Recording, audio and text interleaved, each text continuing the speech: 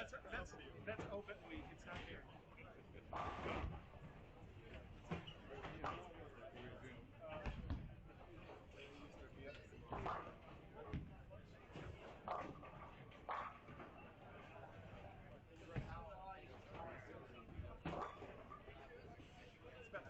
It's not about that pattern.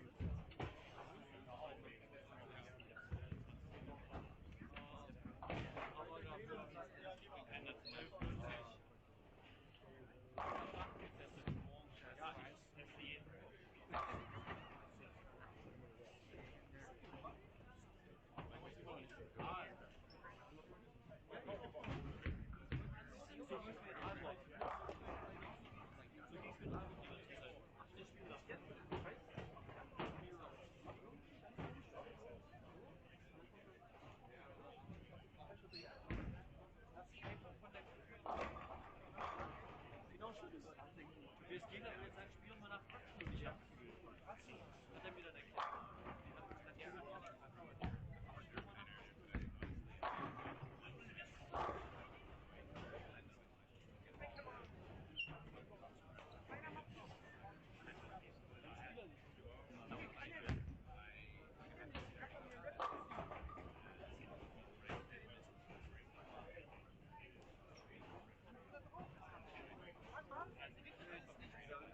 Die hat am Montag getestet.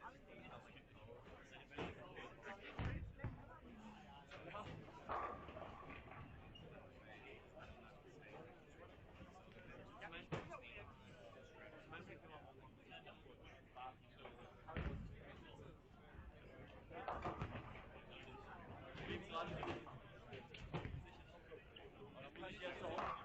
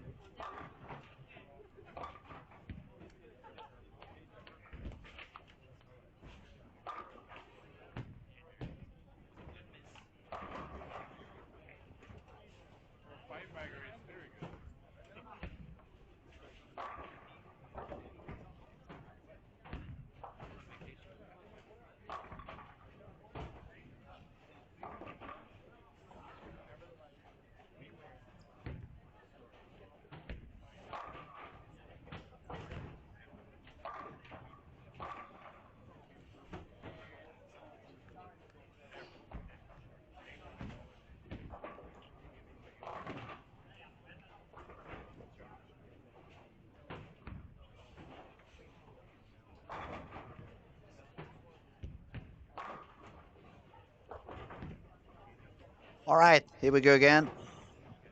Back to do some working. I was going to say second, but no, third squat on the day. It's the 5 o'clock squat, and I have the pleasure to be doing a little bit of streaming with the actual leader of the previous squat, Joachim Carlson. Amazing bowling. It was really fantastic to see you bowl.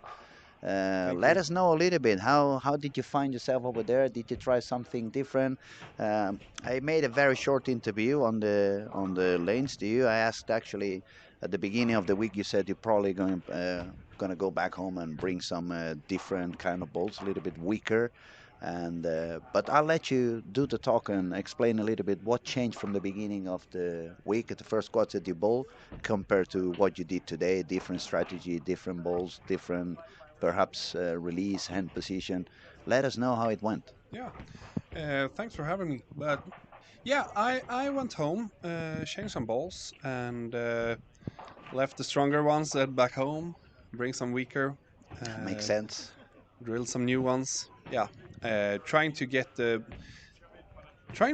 some balls to not see the friction that hard as the bigger balls. So I'm just trying to figure it out with the weaker balls that doesn't respond that good on lane.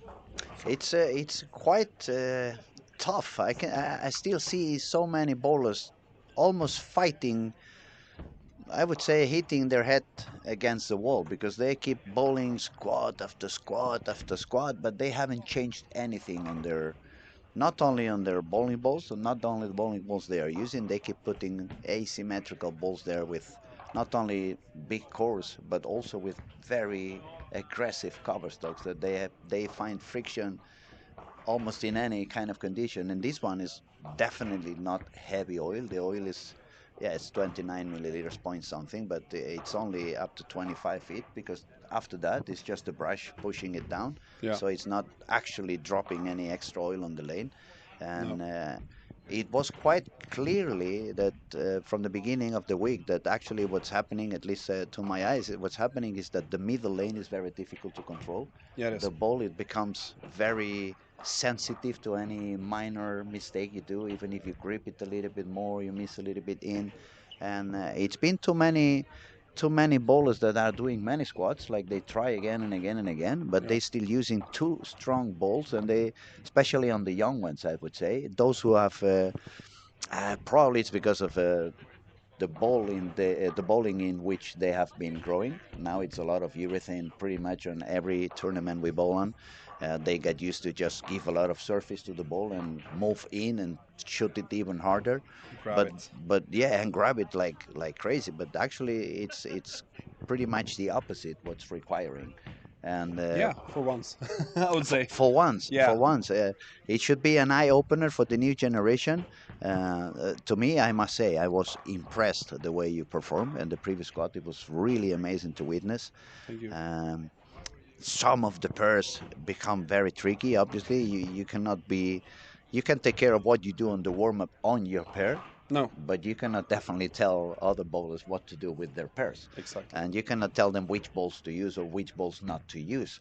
So it's a little bit of let's be lucky on the next. Every time I change pairs and I go for the next game.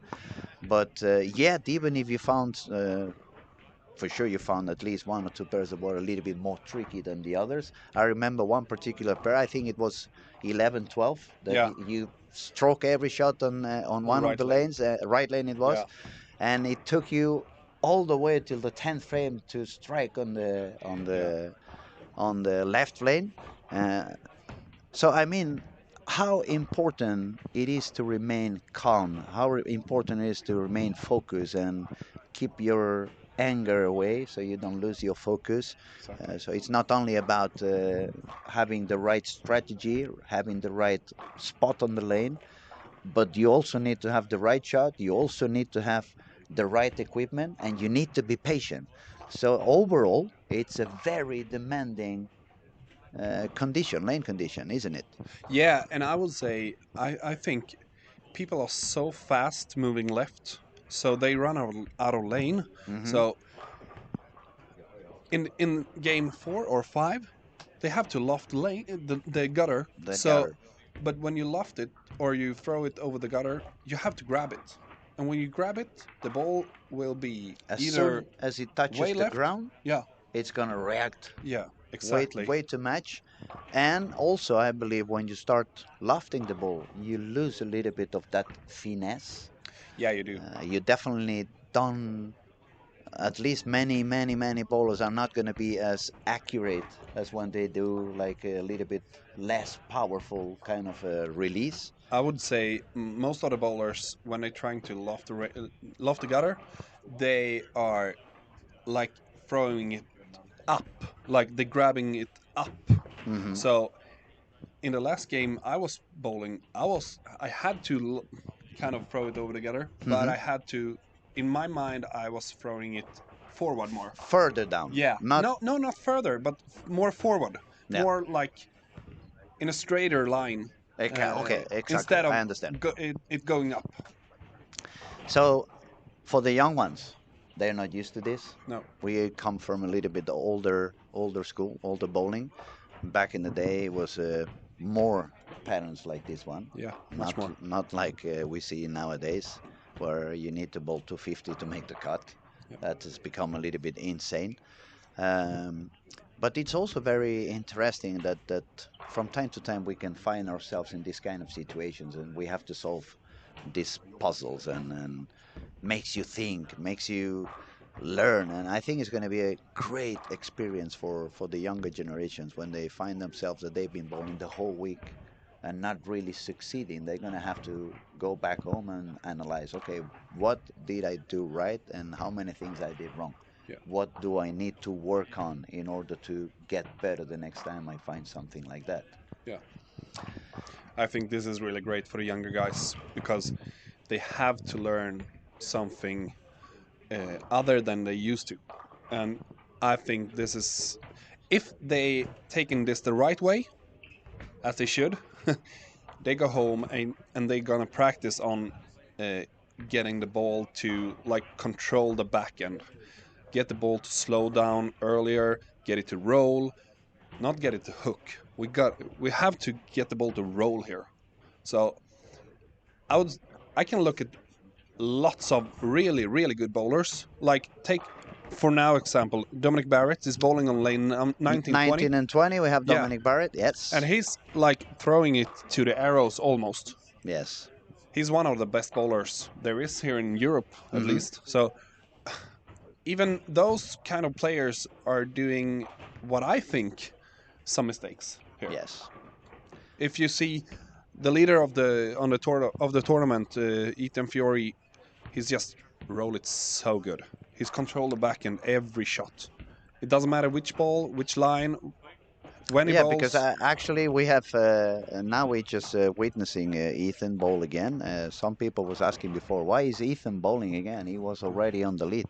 Well, I asked him already on day one when he took the lead, and he said, "Yeah, of course I'm gonna bowl a few more squats because I want to pick up some more information. Exactly. I want to try different things. I want to see if there is an extra, uh, like, extreme solution at Yeah. some point that I could use if I need it."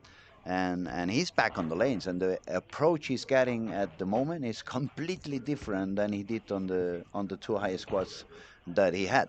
He's bowling pretty straight around the second arrow. He's using the urethane ball, Yeah. and but it's pretty much in terms of release, I would say it's pretty much the same. Yeah. Letting the ball do the job, letting the ball slide through the front instead of forcing the ball to do whatever she's not going to be happy to do because of the conditions. This shot, he actually throwed it a little bit further down the lane, so he grabbed it a little bit more. But he's playing urethane, so it's not that responsive.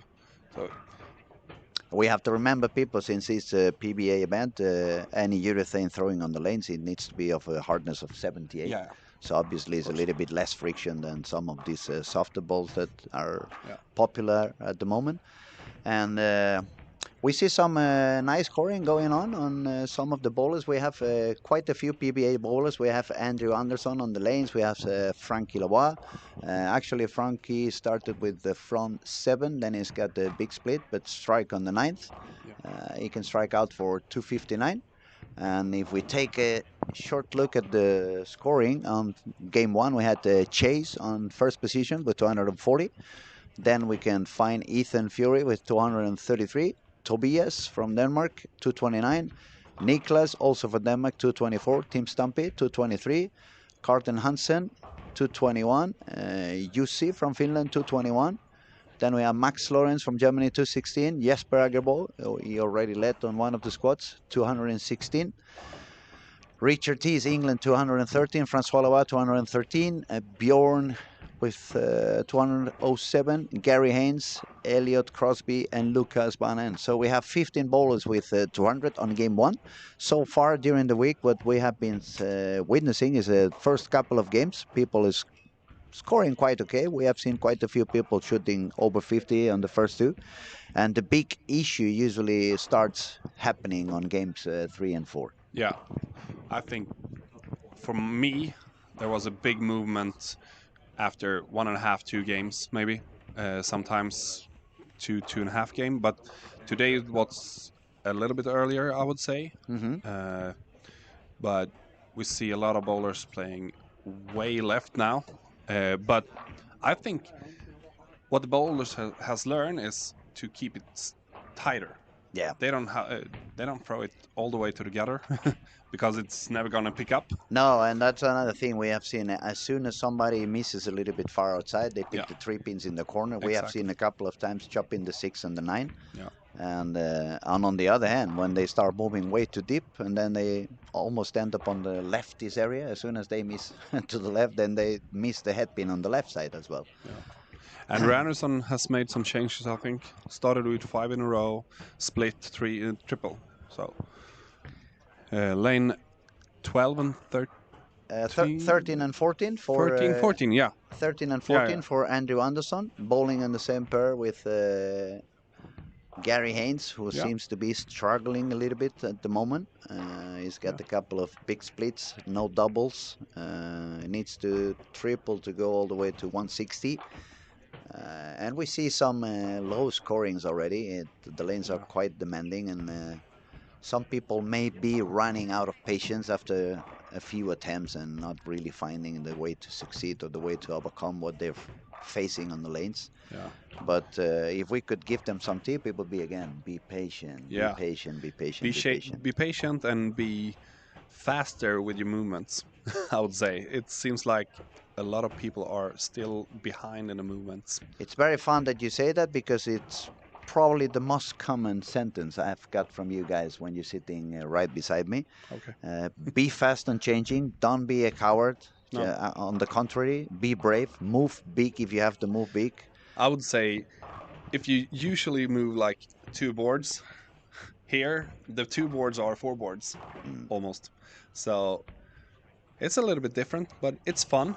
I would say this is the most fun bowling pattern tournament in a long time because it's so demanding for the bowlers. They have to be like the shot making guys are doing great, most of them, and for once the shot making guys can be a little bit better than the younger ones. Yeah, but that is also it's also good news for the sport. I mean, sometimes when everybody can score 250 average, it's very difficult to separate the good ones from the standard ones. Yeah. Because of say it's so much room over there that they all grab these balls that carry no matter what.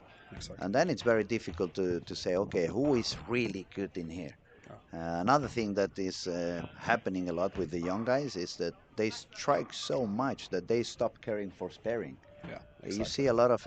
I remember when I was here at the end of June for the Under 21 World Cup. It was an amazing talent bowlers. A lot of kids bowling 230, 240 average. But the amount of single pins they kept missing and missing, for me it was mesmerizing. Like what's going on? Imagine if they spared, they will bowl 260 instead of 240. We were commentating the World Championship for youth.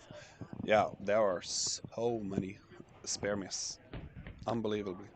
And then what's happening when they get into this kind of situation, when instead of striking 7 or 8 times per game, it's only 3 or 4, Yeah. then you need to spare even more often. Yeah. And another thing that's If you don't want happening, to do 150. if you don't want to do 150, exactly. And another thing I see, it's many of them, especially the two-handers, who got used to spare shooting by hooking it or hooking it back up. Yeah. And when the lanes are so difficult that you cannot miss more than 1 or 2 boards, it becomes a lot harder to take those pairs by hooking it Yeah. instead of just going straight for the pin. Because you're using the pattern and the lane in a way you're not used to. Because the pattern here doesn't like play the same as you are used to, Mm. I would say. Now, let me talk a little bit about family and DNA.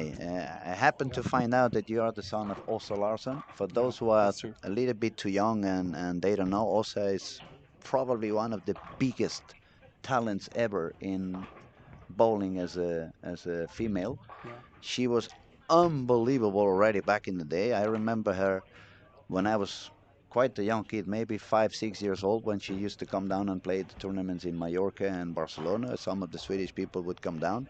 And I remember the best men bowler back then, if they bowled to 20 average, for us it was like amazing. People in Spain back then in the 80s, bowling 6 games, they tried to shoot 1100. That was like a very good score for them.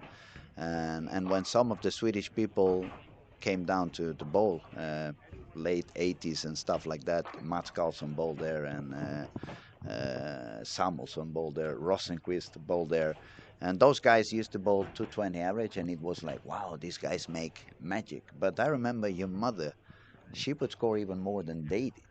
She was unbelievable. So let me ask you, how is she doing? Does she still bowl? No, she's not. She retired already? Yeah. I think the last time she bowled was like 2017, the playoff. Uh-huh. Since then, she haven't bowled.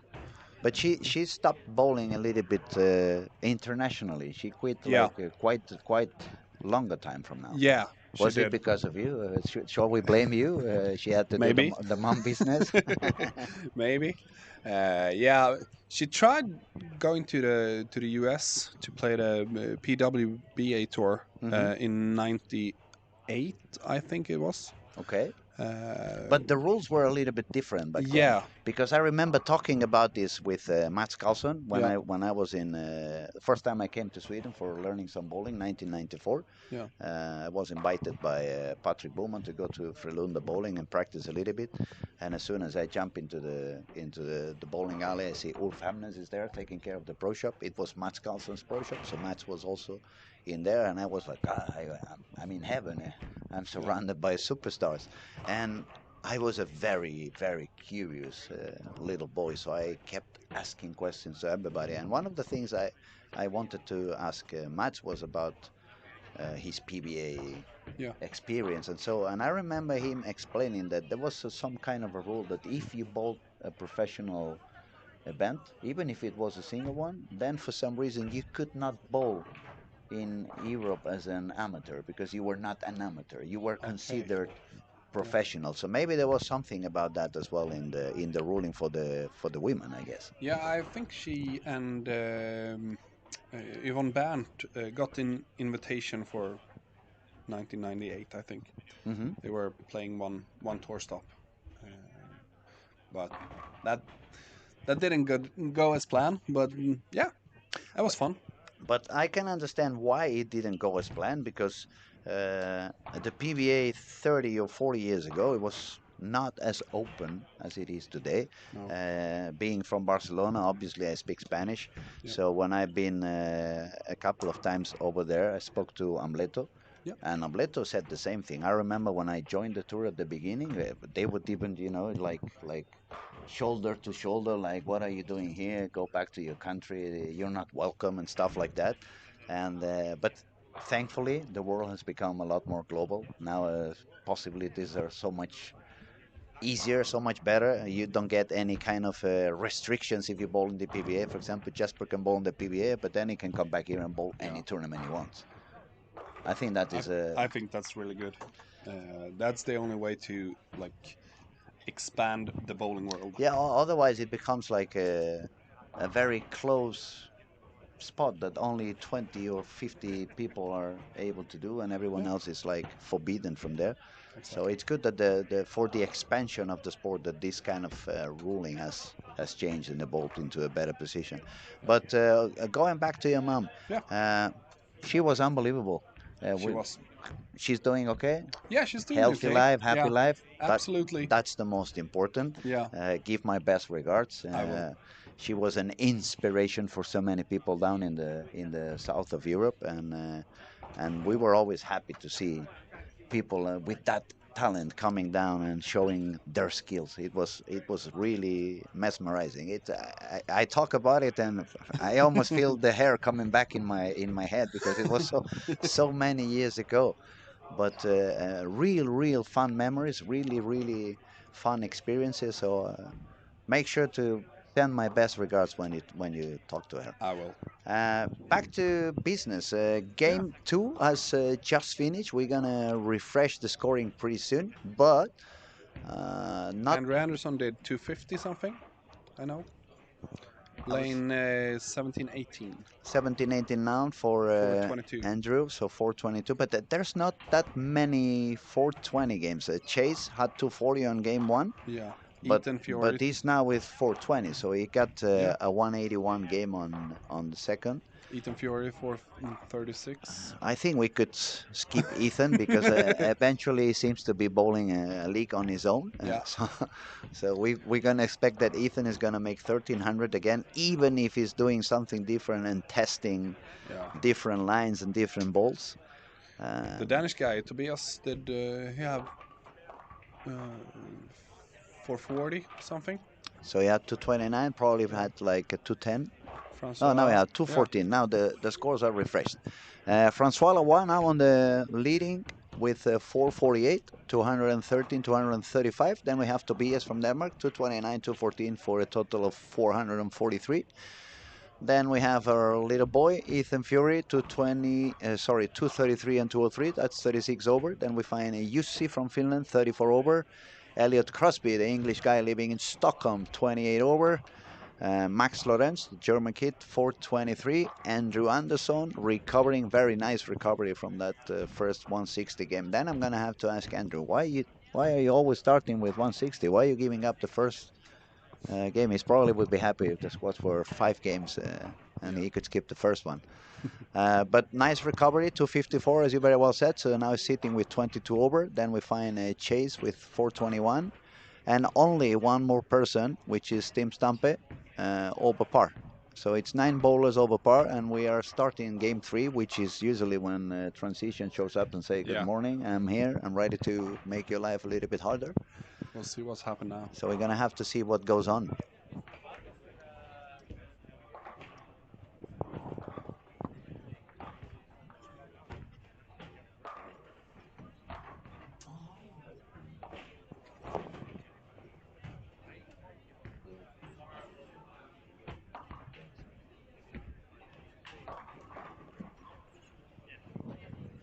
I've just been informed Max Lorenz is actually the son of Peter Lorenz. He has been the German coach for 35 years. It's actually, when I saw him outside the alley, he was like, you sleep on the refrigerator because you look exactly the same. He met me when I was a kid, and now we both look the same, and that is quite annoying, actually. That's When good. I was a teenager, he was not, but now we look the same.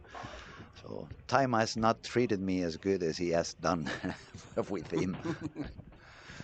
We have some comments over here. Let's see.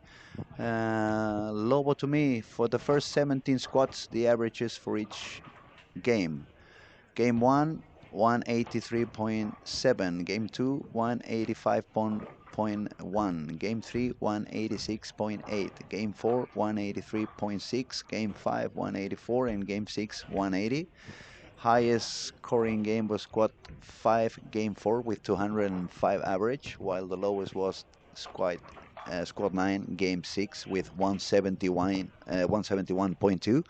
Thank you very much for such deep statistics. It gives us a lot of help, and actually it surprises me because It's what I lower than I thought. yeah, it's not only lower than I thought, but I actually see game 3 and 4 are not as low as I have it in my No. head. So um, probably it's the guys who start very good that end up going down on games 3 and 4. Yeah. Mathematics are and numbers they are mysterious. Yes, They are. they can work in so many different ways. But I really appreciate Lobo to me for this information. Very valuable. We appreciate that. Thank you for commenting. We got a question: how many times can PBA members enter the tournament? There is no limit.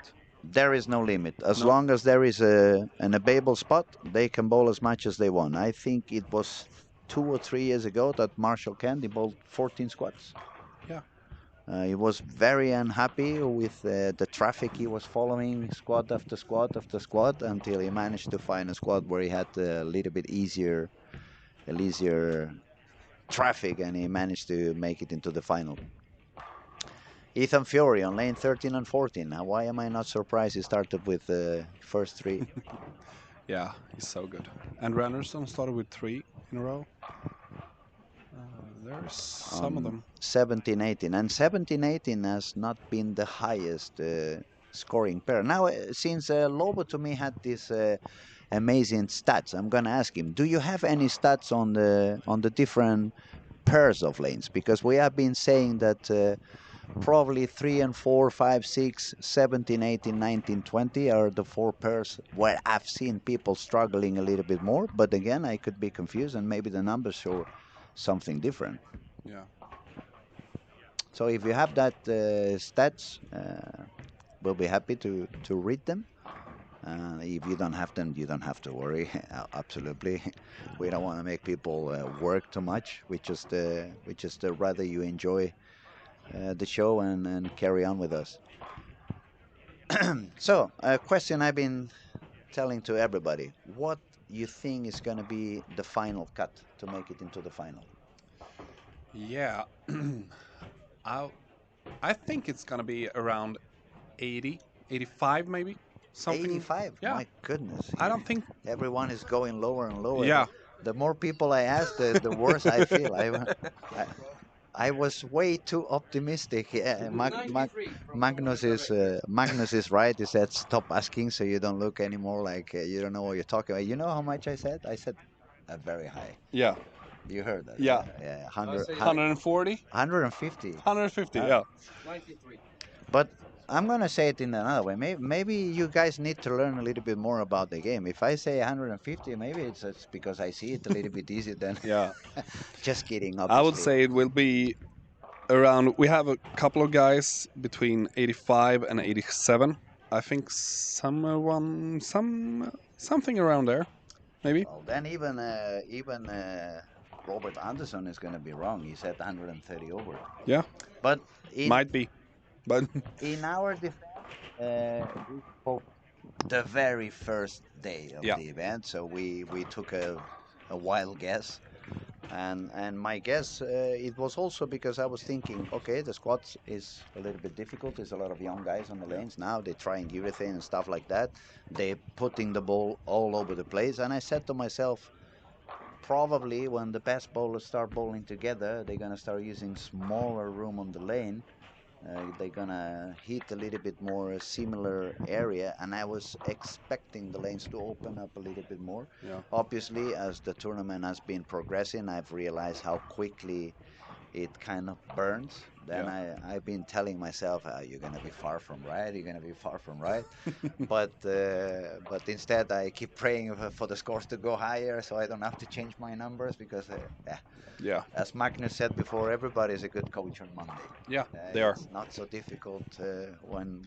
I would say the thing is, I bowled 5 squads on this tournament, and it is really tough, and there isn't that many big scores, so it's very hard to say that somehow 10 people gonna do 140 over in some way. All of a sudden, yeah. I don't think that, but maybe. But if you look at the scores here now, you can come to like 60, 70, 80 over. Hmm. But when it starts to be close to 100 over, there's the problem because then you don't have the room You to don't have a have bad any game.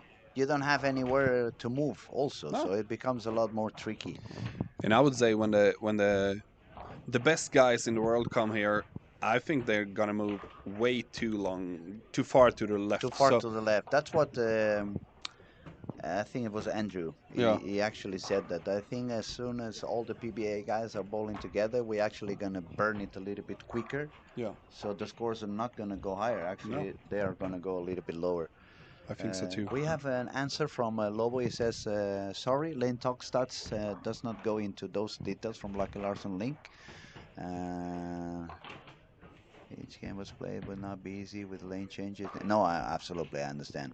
The gut feeling that it gets lower scoring at the end is right. Game 6 was never the highest scoring in any squad, ranging from 4 to 18 pins average below the highest. Oh, thank you again for the information. We truly appreciate it. It's so beautiful that we have people Yeah, chatting with us and really nice. helping. Previous squad was the same thing. We had me and Magnus were trying to. Well, actually Magnus, because I really didn't follow that family. Wasn't sure. We couldn't find one of the names. We were talking about the McCune family, Yeah, and we had some help also from the chat. So thank you guys. We appreciate you not only watching but participating with us. It makes things funnier and more entertainment. Shall we look back at some action? I see a few yeah, strikes actually. We have Lucas Bananen with first 4 strikes on lane 5 and 6. yeah. Then we see Ethan Fury left at 9 pin, no, 7 pin 7 pin. after 5 in a row. He's bowling Yeah, in his own league. he's Shay's definitely bowling good again. Lane 19-20. strikes pair 4 in a row. Andrew Anderson was doing some strikes, but he got a split at some. Now I lost Andrew. What was he? Over here, He's yes. there. He might. Yeah, Yeah. yeah, the big split. 17-18. He's got a 5-3. He's got the big church over there. Yeah. Let's see who Let's else. see Lucas. 4 pin. 4 pin. Yeah. He did very, very good also on the under 21 up Yeah. here in Helsingborg by the end of June. Max Lawrence playing solid. Triple 9 spare strike, 8 spare. Lane 3 and 4. Mhm.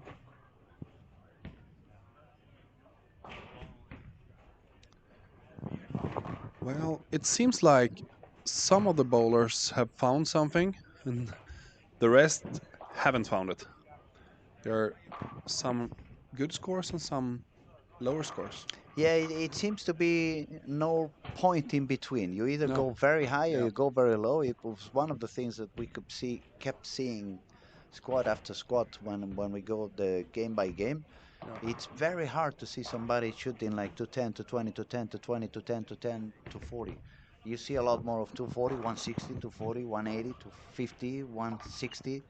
It's a lot of inconsistency, Yeah. which actually proves what we were talking a little bit before. It's very hard to find out what's gonna be happening on the next pair. You are really depending on the kind of traffic they have been generating before, and as you very well said before, let's say you have a couple of 220s on your pocket, and then you go to the third game and you see the lane is responding different, Yeah. and you want to play safe because you already have those 40 plus in your pocket, and Exactly. it's not working. You really You can't. no. You have to change bigger. Yeah. And that's the thing here. You can't play safe. You can't play a straighter line just to survive, make 9 spares and keep going. It's not gonna happen. Because when you're after in your movements, there will be some splits. There will be some big pins left. So yeah, this is tough for real. But it's fun to watch because it also you can see the different approaches that the Yeah. best bowlers in the planet are doing. As I said when I was watching you earlier, it was especially that game that you had strike on one lane and not on the other one. It Yeah. was fun to watch because it's like Is he gonna hold it? Is he gonna go desperate? Is he gonna manage to survive that one? Yeah. And all these kind of things. I mean, when you see, of course, it's fun to see people shooting 300 after Yeah, 300. yeah, yeah. But on the other hand, at least in my ex-bowler, pretty much ex-bowler, or more as a coach perspective, you want to see what people are made of.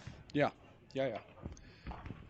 If they're keeping their heads cool or they're trying to do something very different or what they're trying to change. But I think for me, when I had that game strike every other time, not every time, so it just keep like if I had a plan Hmm. to keep going left as far as it took me. So I just stayed with the process and keep going left. Let So me ask you, since you are here, what yeah, was the issue on that lane that you couldn't strike? Was it big difference between them, or was it just it a was a matter little, of carry? yeah, it was a little bit of different, but it started off with a really bad shot. Hmm. So then you're confident on that lane isn't the Isn't the best. best? Yeah, Yeah. I understand. Then I hit an okay shot, but then I was after in the movement. Hmm. So when I moved, then I overdid it. So Yeah. I throwed it to the right. So it's a combination of bad shots and bad decisions and okay thinking, I would say. Hmm. Hmm. But it's what it is. I mean, it's demanding, so it forces you to. At some point, you're gonna find yourself in that kind of tricky spot, tricky situation, Yeah, yeah.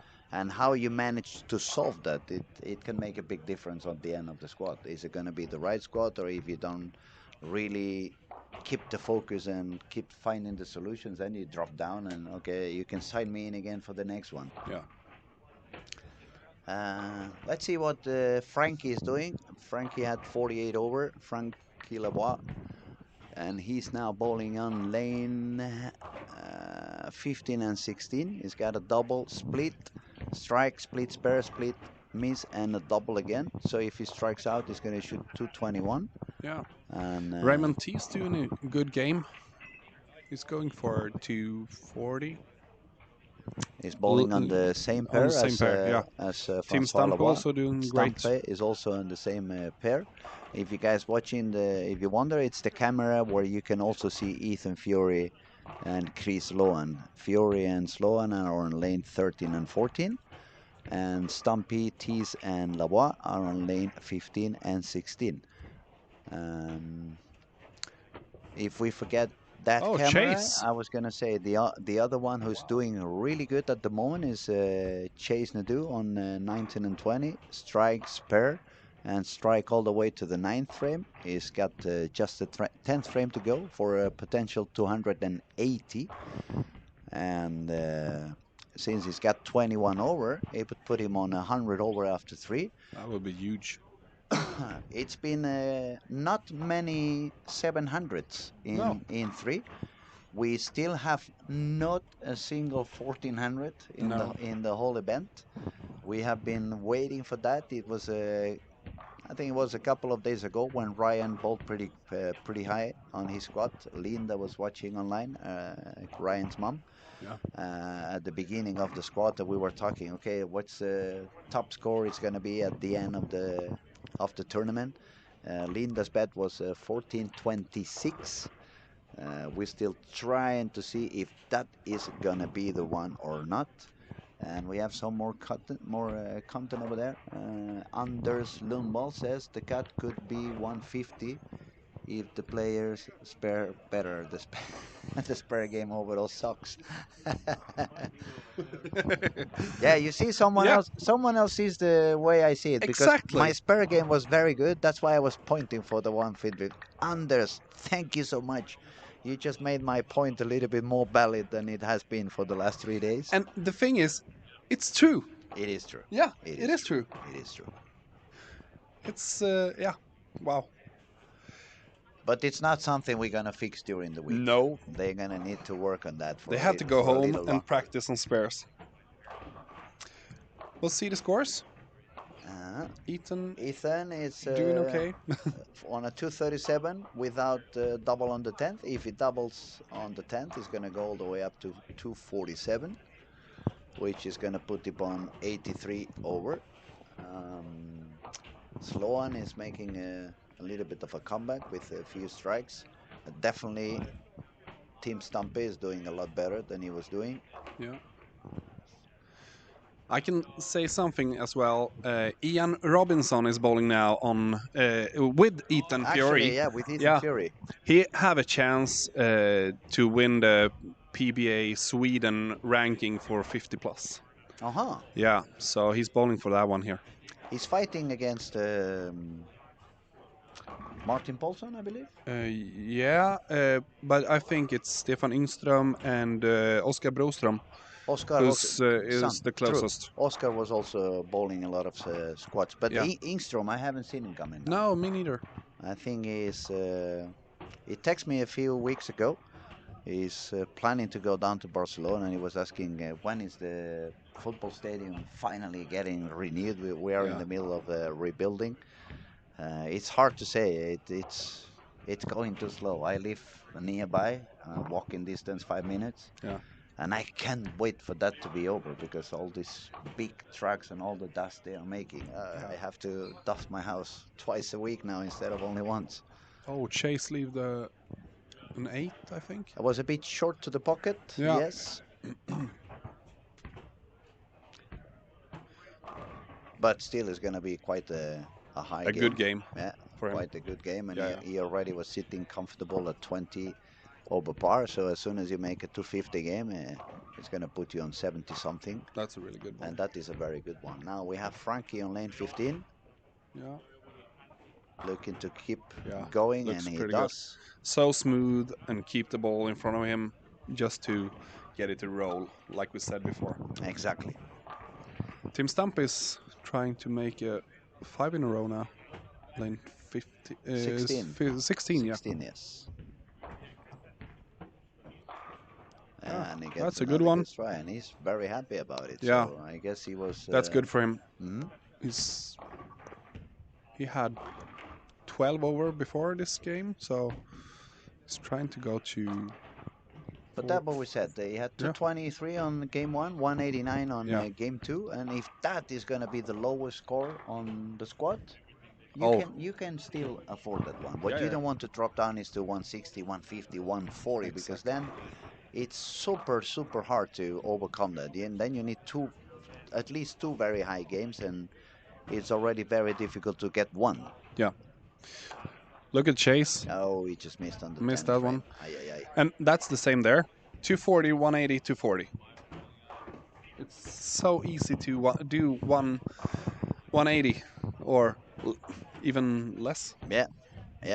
My first squad, I had 100 over after 2. 180, 190, 180, 190. Not too good. No, Started off. It feels pretty good. This could be something. No. Yeah, especially when you're 100 over after 2, it's like, okay, I'm gonna get it. I'm going for the 14 something, and then reality comes and say hello, like, hey. Yeah. I will blame the lane man. Always. No.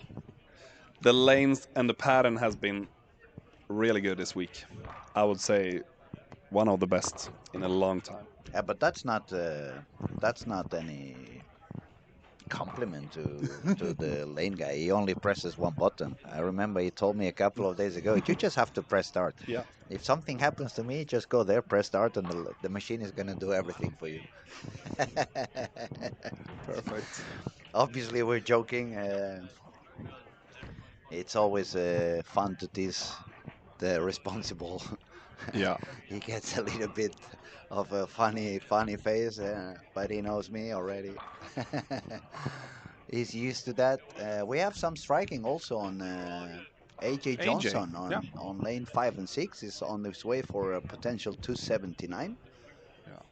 And where was AJ sitting? Not too good. Not too good because I don't see him on the top 25. 60 under or something. Let's see it different. If he strikes out, he's gonna make 635. Yeah. So if we take 35 from 79, that means it was 44 down. Yeah. So 356 on the first two games for AJ. He wasn't happy about that. We can expect AJ to find his way Yeah, yeah. on this pattern. Also, he was will. the winner a couple of years ago, and it was not exactly the same pattern, but it also played quite deep inside. Yeah, So it's not uncomfortable for him to move deep in the lane. he likes that. Okay, now we have Frankie Lavoie on lanes 19 and 20. He's already with 58 over. Starts with a strike.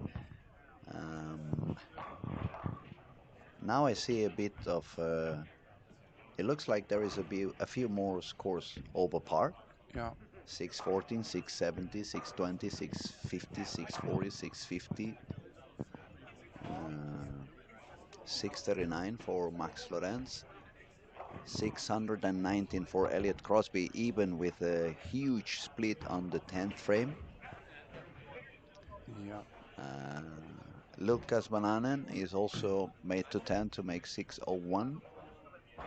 And we have to see what AJ does on the 10th frame. Yeah. AJ's going up now on approach. He's a very cool guy, isn't he? Yeah. Very humble, very nice to The talk best to, guy. and he really is. I got to know him back at 2014, 15 maybe. Hmm. Really good guy. Haven't seen him in 7 years. It feels like it was yesterday.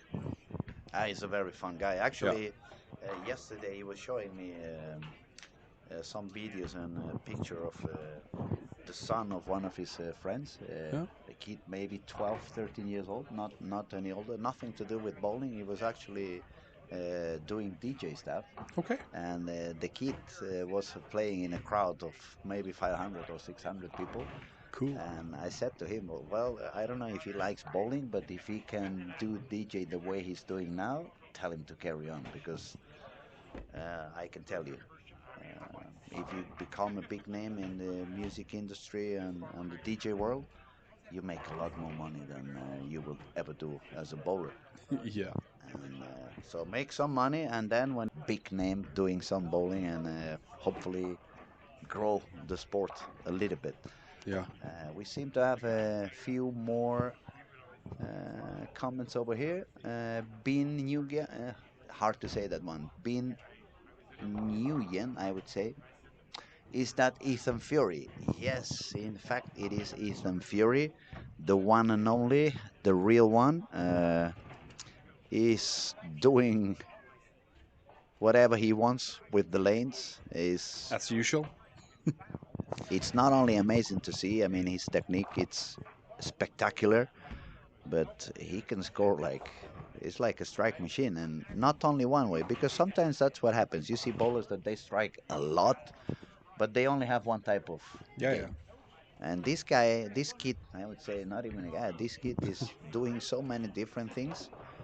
The first squat that he managed to do quite high when he shot 174 over, or 184 over. I don't remember exactly the number. I think it was 184 over. He was really rolling the ball, Yeah. like becoming super, super smooth. Then he bowled another squad, shot 193 over, and he wasn't that smooth. He was actually lofting, Yeah. lofting the ball a little bit.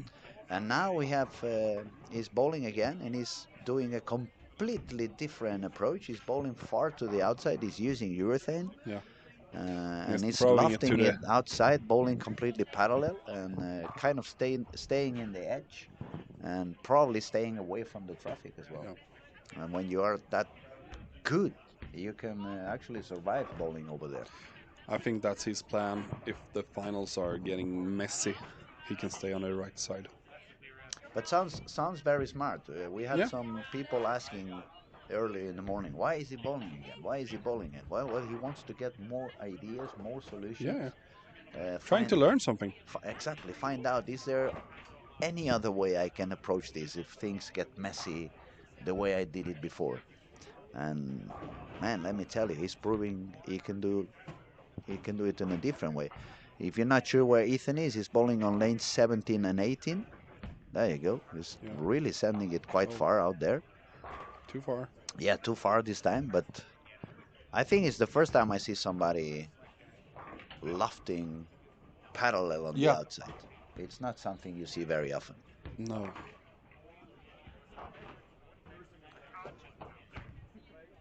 Oh, let me grab that mouse over there so we can try to see if we can get the scores updated. Yeah. Because otherwise it's only while guessing. Where is... Oh wait, There. I couldn't find it. Fungainte, which in English means it doesn't work. So we're gonna have to wait a couple of more minutes Yeah. until those scores get refreshed.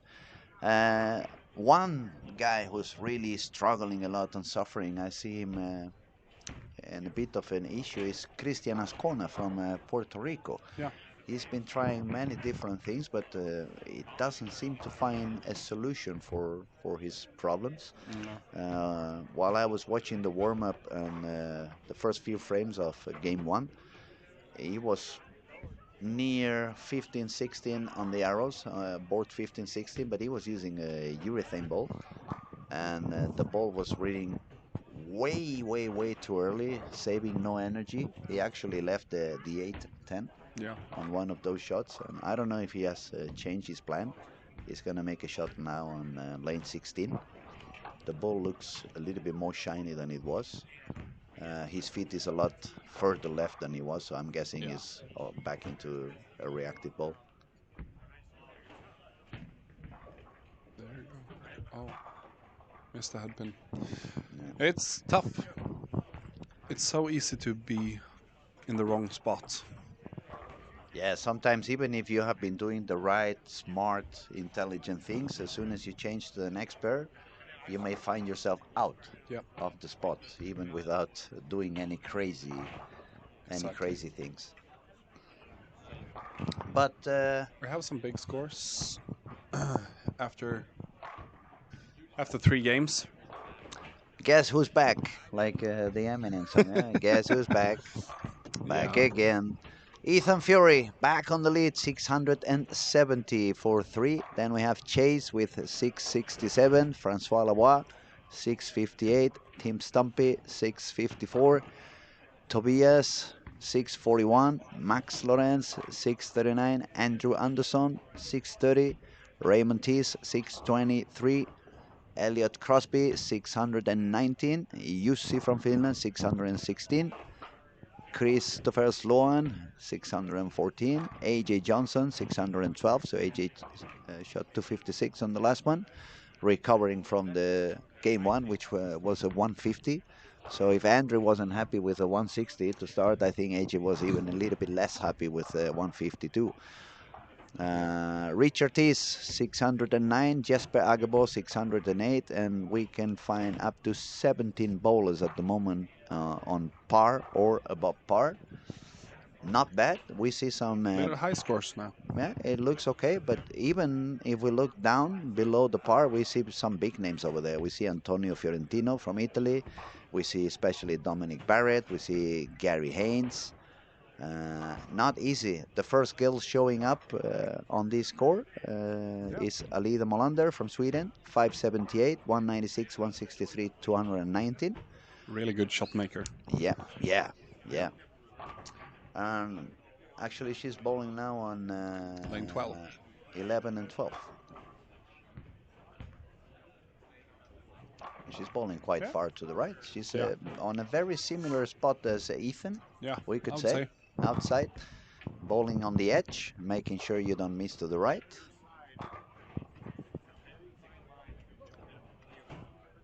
It will be fun to watch this game because I think this is the time when things started to happen again. Because it seems like a lot of the bowlers have figured out the first three, or at least game 2 or 3, or one of them. Mm-hmm. So I think things Yeah, have started happening here. We had some comebacks, as you very well said, because we could people that is already over par, like Andrew Anderson and AJ Johnson. They Yeah. started, as we said, 160, 150. So we have seen some comebacks also from a little bit lower second games. Niklas Sorensen 170, Jesper Agebo 170, Yeah. 181 for Chase, but he went back to the 240s on game three as he did on game one. And yeah, I agree completely with you. I've been saying, even if the mathematics don't show it that way, for some reason it looks like at least the people on the top seems to have some issues when they get to games 3 and 4. Yeah, and it seems like I would say the people have moved maybe to the left quite much. So now maybe more people are bowling like more left. So I think the lane is gonna change much faster now for every shot that makes. And now is when we go back to you were saying 10 minutes ago. Yeah. Moving two boards is not going to be enough. No, it's Now not you gonna have be to even make close now. a bigger jump. Now we see Santu on lane 18 Yeah. already in front of the ball return. Lofting together. Lofted in the garden, missed a little bit left, obviously, but he's already quite deep inside. And we have played Uh, 3.5 game. yes, exactly. We see on 11 and 12. Raymond Tees. Yeah, Richard Raymond Tees. Raymond, he was quite deep already in front of the ball return as well. Yeah. And the only one not in front of the ball return is Ethan, again bowling on No. this. If he leads this squad again and I have to interview him one more time, I'm gonna get tired of him. It's like, Ethan, man, give me He a will rest. be tired of you. Give me a break already. What am I supposed to ask you now? So people on the chat, start sending your questions. What would you like me to ask Ethan if he is on the lead again after this squad and I have to go and ask him something? Yeah. Or Where, questions overall. what kind of breakfast you have in the mornings? What do you do before you go to bed? Do you pray to some specific god? Is there any kind of candles that you light on the nights before you go to bed? What's your secret, right? Maybe that should be the question. What's your Very good secret? questions. What's your secret? Let us know. You have to bring him here Yeah, definitely. to pick his brain. Definitely, yeah. We have to sit him down on this chair for a while. Actually, I'm probably going to sit him on my chair, give him the mic, and say, please, do some magic in here as well. Yeah. Enlighten the people. We see some strikes on 19 and 20 again. Yeah. Spare strike. That was a good pair for me. Last squad. You so like that one, yeah? yeah. I think I made like 250 something, but I think people are starting to figure it out, that lane. They are much faster in the movement on that particular pair. Was So it 20 still hooking a little bit more than 19? for me, it was kind of the same, Kind of the actually. same? Yeah. But I was bowling with a really smooth ball that didn't see the friction that hard. What ball were you using today? Was it the IQ Ruby? No, I started with Summit Ascent. Uh-huh. Okay. Then I switched to the IQ Ruby after 4 games, maybe. Uh-huh. I thought it was the IQ Ruby. I saw at some point. Yeah, I finished with that one. It's not that easy to see from the screens. No. That's why I try to spend some time during the warm-up out there to try to see what balls they are using, and especially what kind of treatment they are giving to the pairs during the warm-up. Are they trying to do some pushing the oil with some plastic or urethane deeper, so they get something to hold on by the end of the squat? Or Frankie is doing quite good as well. He's not striking a lot, but he's so consistent. He's so smooth. It's quite nice to see. It looks like the worst thing he can get is like 9 pins. 9 spare. 9 spare. That's the biggest issue he's getting on. Exactly. Okay, Anders says, hey, King Louis, who's the nice guy next to you? Oh, I'm going to say it again. It's the son of Assa Larsen. Is the leader of the previous squad. Made this back to real bowling after a few years, taking it a little bit slower. One of the first bowlers in Europe to shoot 600 RPMs on the ball and destroy the pins down there. The one and only Joachim Karlsson. Yeah, it is. Nice to be here again. It's fun. It's fun. It's really fun. It's fun watching all the good bowlers here. We have a question. Herb K says, ask him how his new mattress is and feels. Okay, that's a kind of a personal question over there, isn't I it? think it's to Ethan, right? Yeah, for Yeah, sure. yeah. No, I believe it's when we were asking. It might be good. But are you his mattress provider? Did you sell him a mattress back home or something like that? Or you just wondering which mattress is he sleeping on to buy the same one, see if it does the same into your bowling. If that's the reason and you happen to buy the same mattress and it works for you, let me know because I may buy one myself. Yeah. So, Ethan Fury, of course, 5-bagger. Again, strike Again, spare, five yeah. in a row. My goodness, he's making that urethane ball look like a bomb. Yeah. There are some really big scores after a half game. Yeah, we have Karsten Hansen has started Karsten 4 in a Hansen row. already. Absolutely. Richard is on that same pair with a strike spare and a triple. AJ, strike 6-1, 4 in a row. Where is AJ at the 1 moment? and I 2. lost it. 1 and 2. Thank Yeah. you, buddy. Oh, we have Juicy also with a strike, spare in the split, and 4 in a row. Yeah. And Juicy actually has 20 pins more than AJ on this squad. Yeah. So it's another person you want to pay attention to. Yeah. Andrew seems to be suffering a little bit more. He's got an open frame. He just made the triple. Yeah. Also on lane 1 and 2. Good pair. Maybe. Maybe. The guy you just told us you were thinking is going to do good. He's actually doing good. Yeah, Tim. Stampe. Stampe. A spare and a triple. Yeah. Okay, let's see what Ethan does. Why Of even course, ask? strike. why did we ask? Aha, okay. It's not even fun to watch. We have an answer. Ethan is about to be 1-2 lol. He says PG Carter then the original Burgundy. He said he would spend some of his prize money on a new mattress a few months ago. Aha. Okay, that's good to know. Then I'm gonna have to ask him definitely with what type of mattress did he buy and how is it working for him.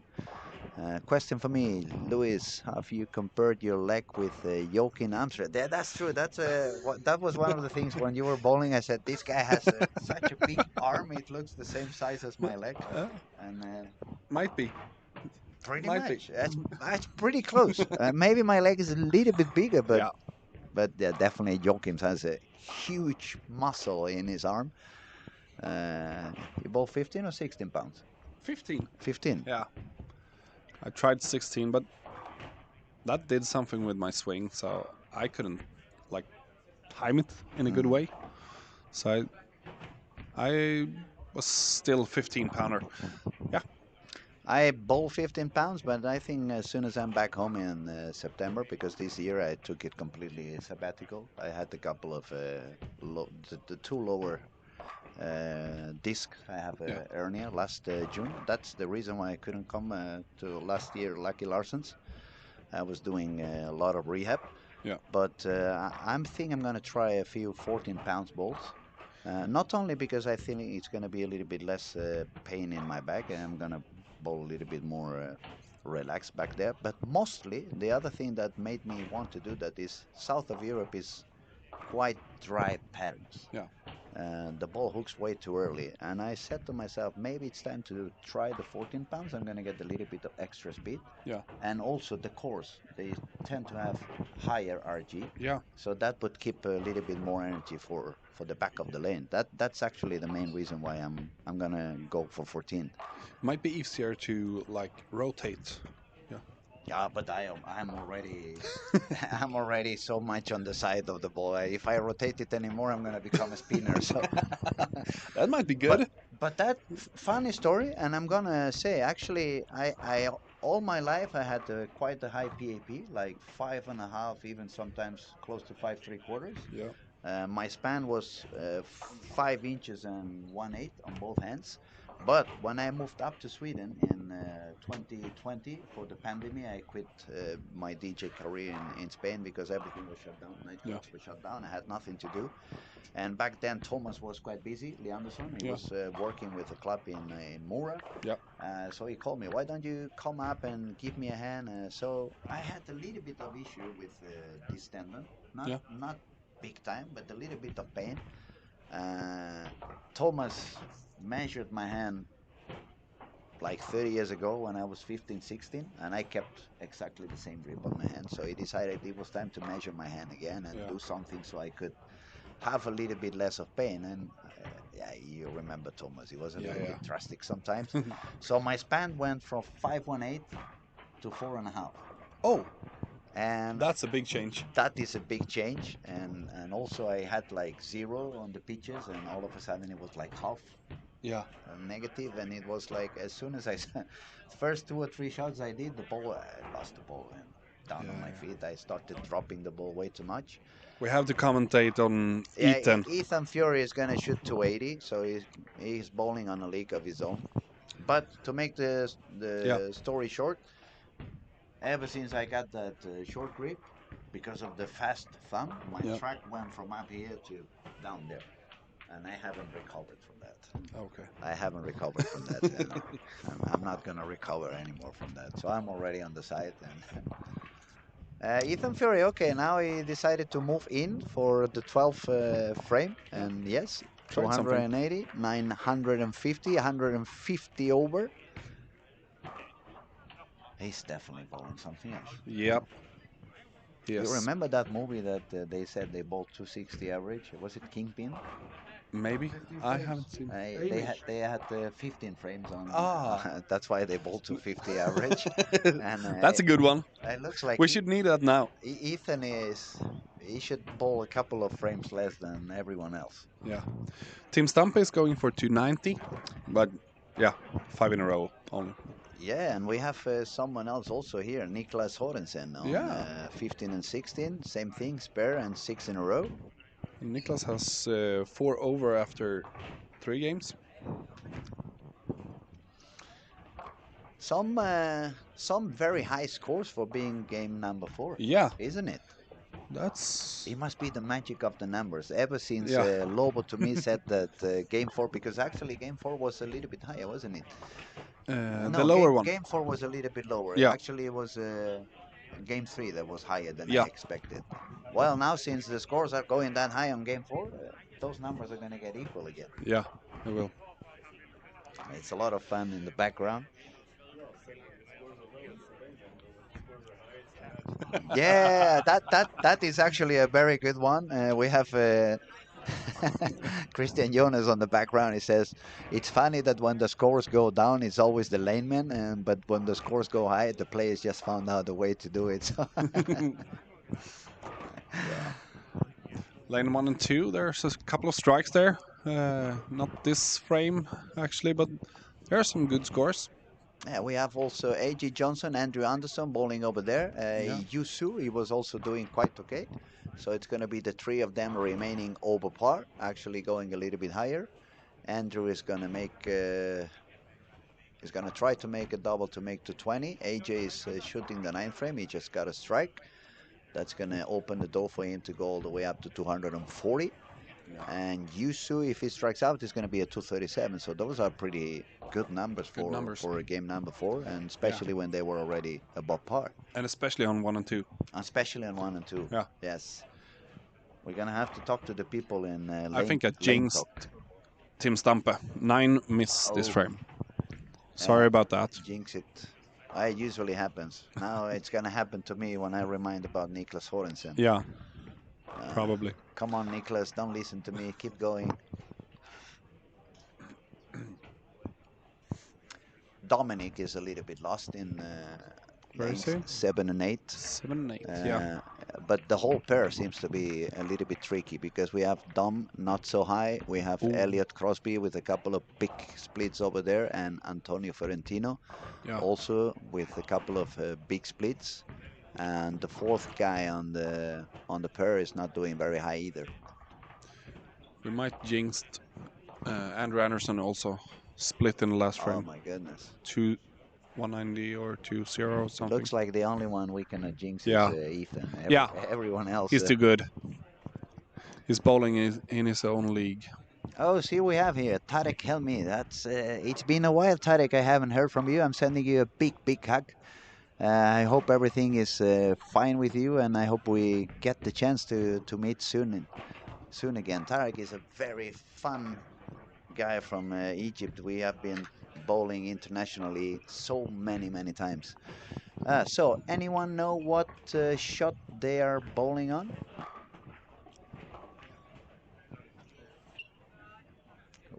What shot are they bowling on? Mystery. It doesn't have any name, right? Storm Lucky Larsen? But is it? They can find it on the website, right? If you go to the main website of the Storm Lucky Larsen 2025 Master, you can click on the oil profile and you will see exactly the pattern. It's Yeah. for you to see over there. It's 44 feet. 44 feet, 29 mils. The oil is not spread all over the lane. It's mostly on the heads. But you go have a look and PJ, let us know what you think of that pattern after you have seen some of it. Yeah. Okay, game 4 is almost over, especially for those who have been striking like crazy. They really managed to end up quite quick. We still see some people above par. Max Lorenz, even with 174 on 19 and 20, but still 13 over par. Yeah. Tobias 178, also 19 over par. And Francois Lavoie, he managed to save the game. No doubles, 199, 57 over. That pair has been very high at the moment. No. The scores went down a bit in the last frames. Yeah, last few frames, Yeah. they slowed down a little bit the pace. Tim Stumper made a 9 miss again. Oh, yeah, yeah. Sorry about that, Tim. But you haven't said anything about his pairing, so No, I haven't. I cannot. Maybe I should. We cannot blame you on him missing spares. Maybe not No. striking, but missing spares has nothing to do with us. No, Uh, that's on them. Don Barrett. Raymond Tees has a good game going Where is Raymond at with the Tim. moment? Oh, Yeah, same 11 yeah, and 12. 11, 12. Gary Haynes, 230, 40, maybe? One more strike for a 248. Yeah. Lane 5 and 6. And Dom also just made a strike to fix a little bit the score on this particular game. We see again a lot of ups and downs, ups and downs, ups Yeah. and downs. Which proves that the bowlers are really talented. The bowlers can really perform, but Yeah. it also proves that it becomes very tricky depending on. I think there's a lot more like strike in a row now. But if you're in again, and when you're out, you're out. Yeah. So it's tough to like keep the whole game a good one. If you're not if your name is not Ethan Fury, Exactly. then it doesn't matter. Richard T's strikeout is going to be a 239. Jasper Agabo, if he strikes out, is 226. Matthias striking out for a 224. And Karsten Hansen, he started pretty well, but then he had a couple of open frames with low counting, 7-2, 6-3. That's not helping. No. Nicolas Sorensen, ever since I spoke, he stopped striking, 6 pair, 8 pair. So we are jinxing everyone. Yeah. Maybe we should go take a coffee and Maybe. and stop jinxing everyone.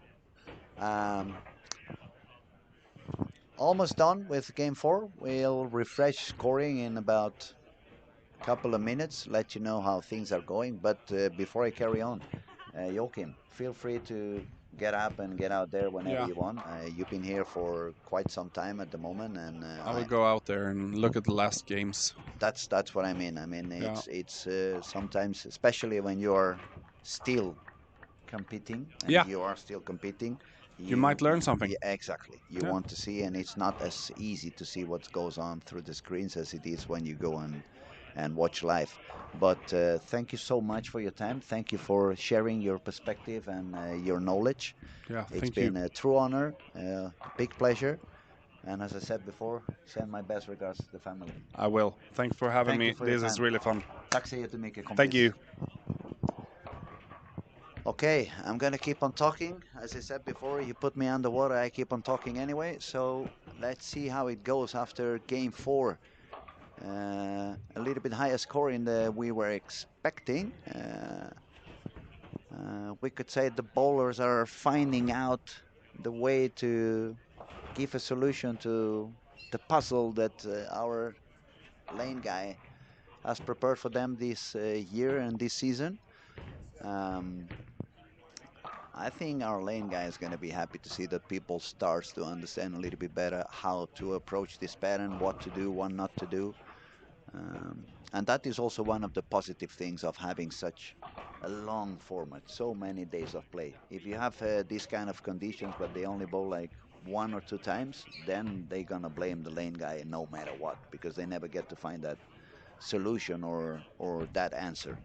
So a very positive week, very entertaining, a lot of talent on the lanes, a lot of striking, a lot of 9 miss. Look at Team Stumpy over there, 9-0, 9-0, 9-0. What the hell is happening over there?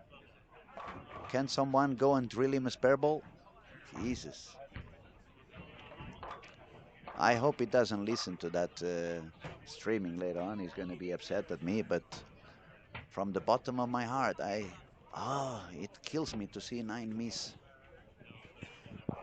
I can get 6 split and putting the ball in the gutter, missing into the corner, missing into the left and not hitting the head pin. That I can understand because the lanes are tough and unless you're really good, it can be easy. But missing a single pin, it's never gonna get into my thick head. My ball head. My thick ball head. Thick bones on my head. But only on my head, so I can keep the balance.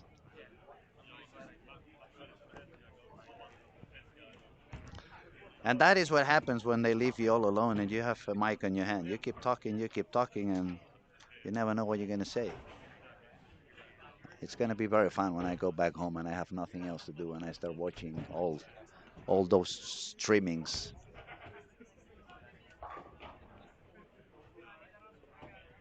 Don't give me ideas.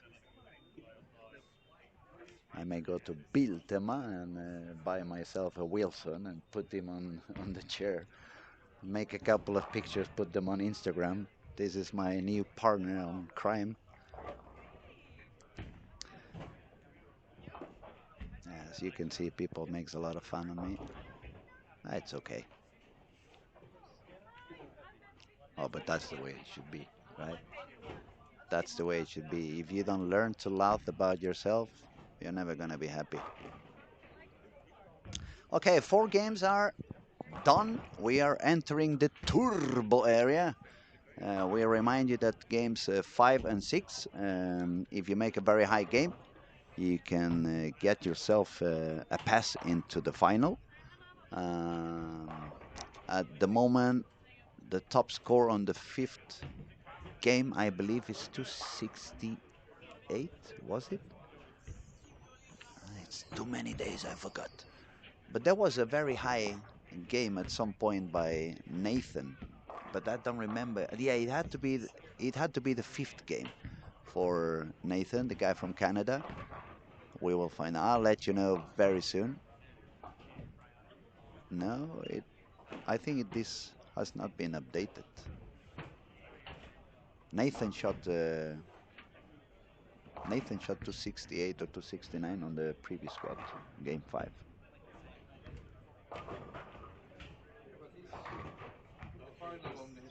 Ah, okay. He made enough score, so it doesn't show. Okay, okay. Excuse me, excuse me. It makes sense.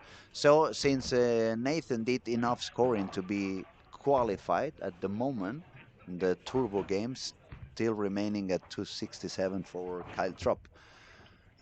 Too many information.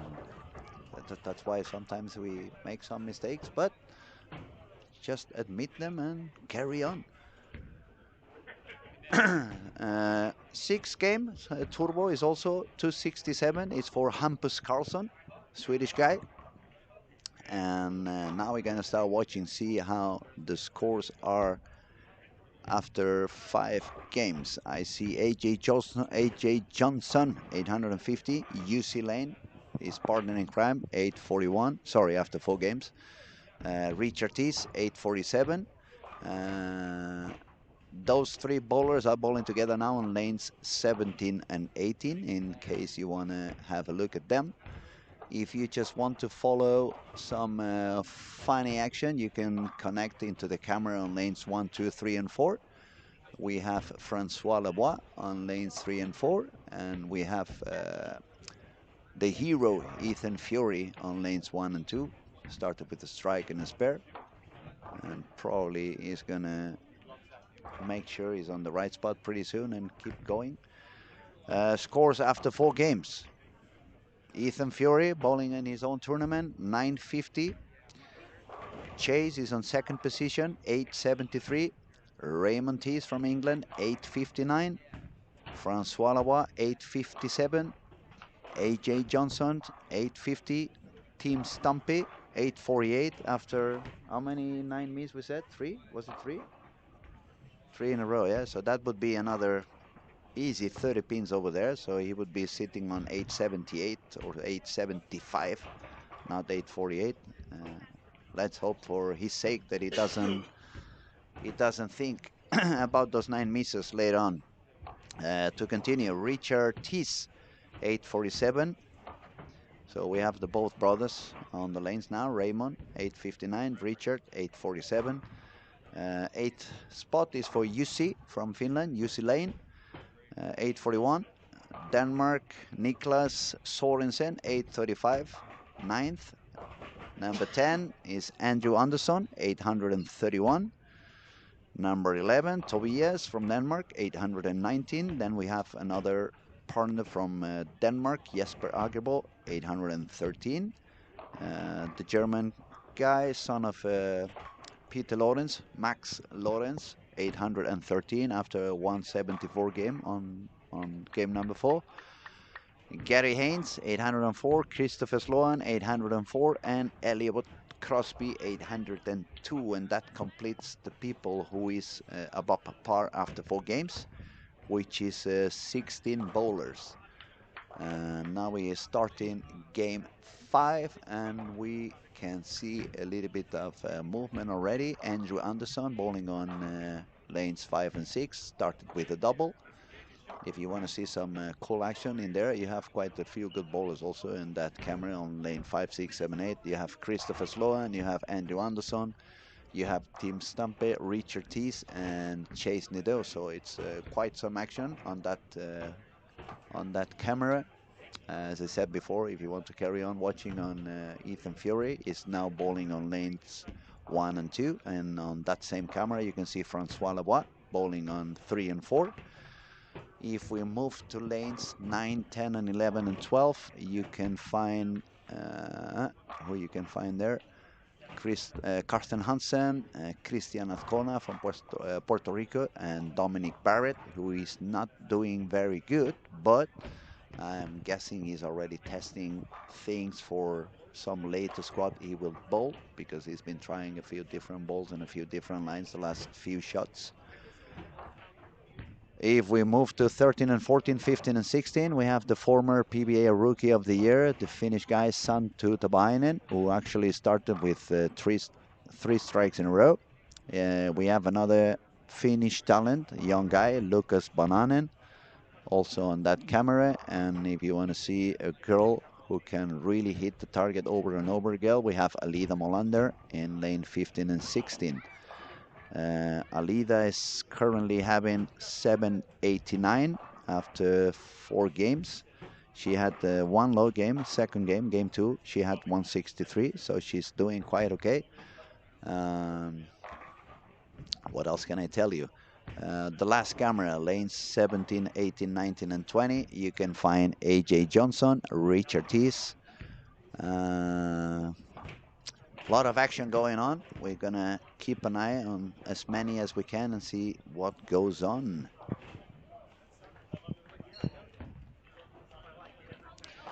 Okay, PJ, just gotcha. Thank you. Sorry, check from PBA side. No worries at all. That's why we are here. We're trying to give as much information as we can. We're trying to help you follow the action. And if you have any other questions, just feel free to text. And as soon as I read it, I'm gonna do my best to give you that information.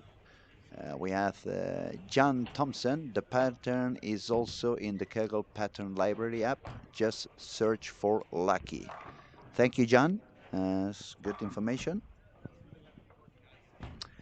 Now, since we are a few over here, let me remind you, subscribe to our channel. It's 100% free, and it's for a very good cause. In this case, to be able to keep it for free always, so you can see a lot of content, PBA bowling, PBA regional in Sweden, Swedish National League, perhaps some reviews and some coaching later on in the season.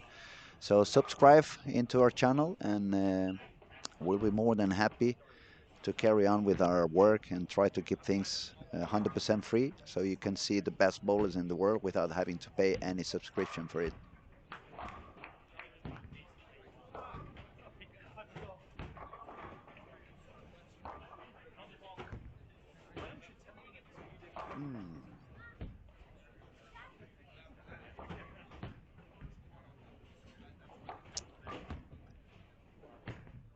Okay, Chase Nadeau starting with front three. Santo Taphainen started with the front four. Lane 1 and 2, Wheeler started with a spare and a triple. 3 and 4, Antonio Fiorentino, spare and a triple. So we see some striking, we see some splits also, but overall we could say that the scoring pace on this squad is a little bit higher than, at least a little bit higher than the average we have been having lately.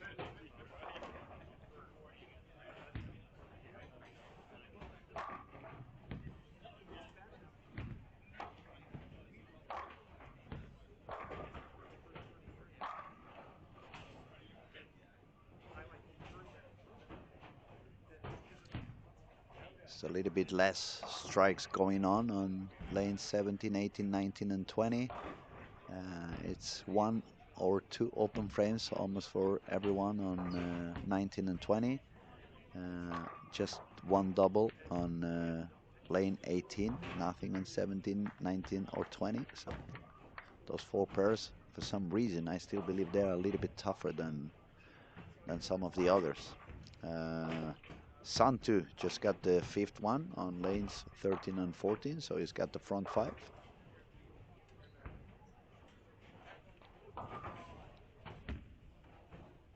And now I'm going to focus my attention on lanes 7 and 8, where Chase has begun with the first three. He's bowling quite deep inside already, bowling for global.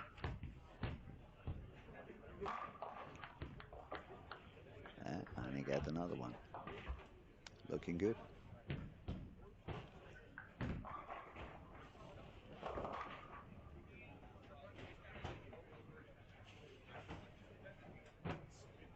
It's almost nobody bowling outside anymore.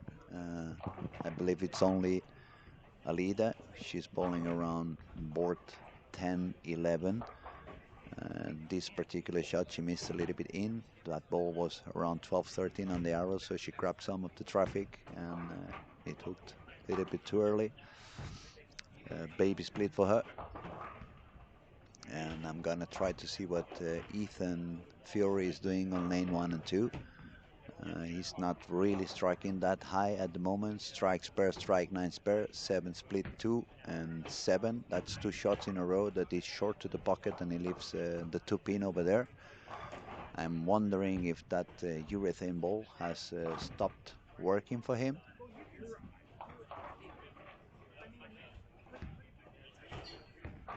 But this kid is able to do so many things with the hand that he may probably find a way to carry on even without changing the ball. Not that he needs the score, obviously. He's the leader of the tournament. With his second best result, he would still be the leader of the tournament. And not only happy with that, he's the leader of the squad by nearly 80 pins of difference. So definitely this kid is showing an amazing amount of skills and abilities to do so many different things with the bowling ball in hand. 3 and 4. Francois Labois now he's got 2 spares and a turkey. A little bit deep in the pocket, so he leaves the 4 pin. But it's looking quite solid over there.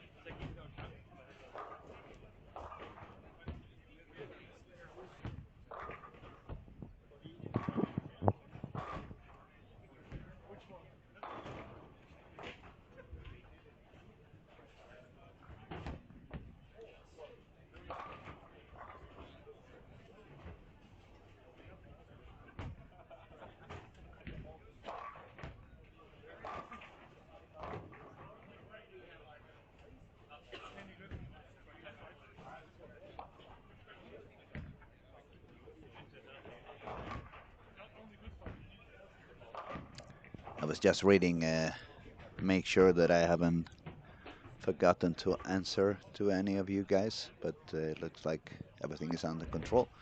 So I'm going back to look at the lanes and see what's going on so we don't miss any of the action. Some striking going on lane 1. As we said before, Willie Wallstrom, spare 6 in a row.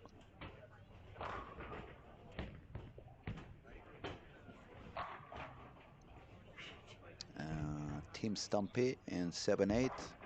7 split 0, but then 4 in a row.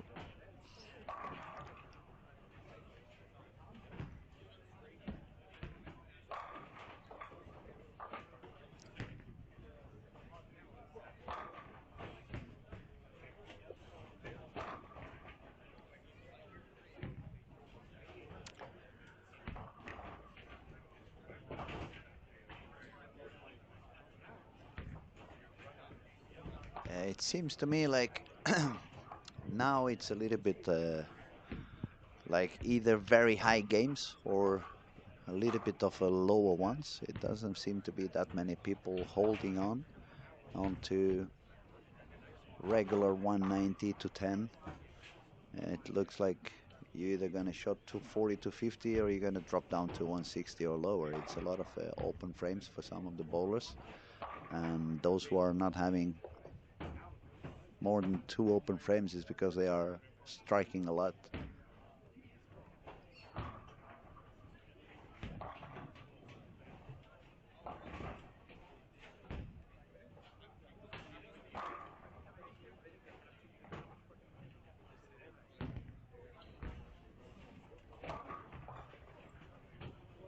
Well, that is an ugly split for Gary Haynes on lane 2. I don't even see it. It looks like it's the 4-8-6. That's not a very common one. It's like a couple of columns of the big chart have fallen.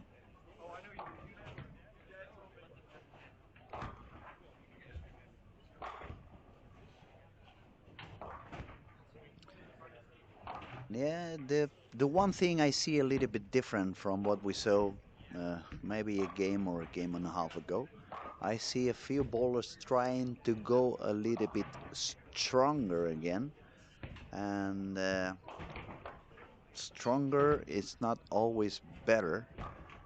It looks like the lanes are burning out, and they are starting to try to push the ball, trying to overdo to make that ball go a little bit longer before it turns. But it isn't working too good for the vast majority.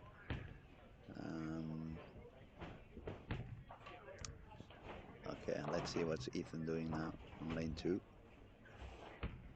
He's pretty much at the same spot he was.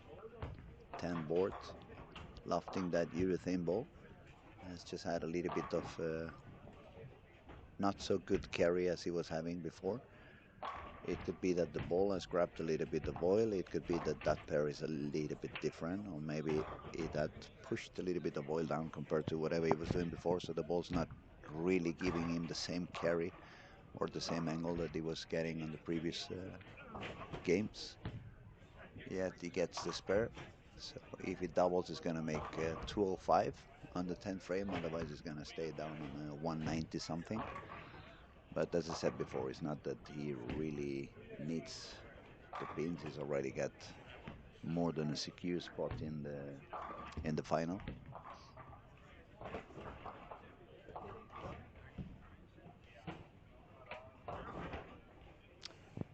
And definitely, we have a volunteer over there to get into the turbo, and that's lane number 1 by Willie.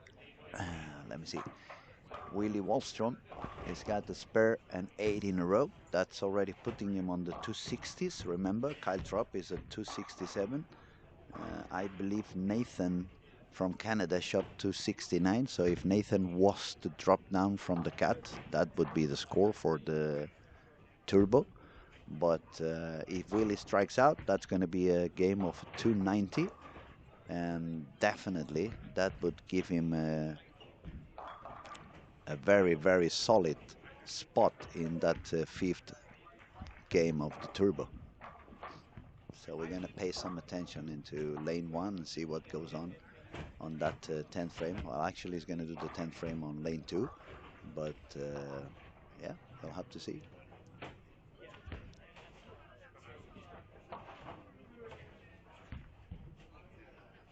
Yeah, not good. 9.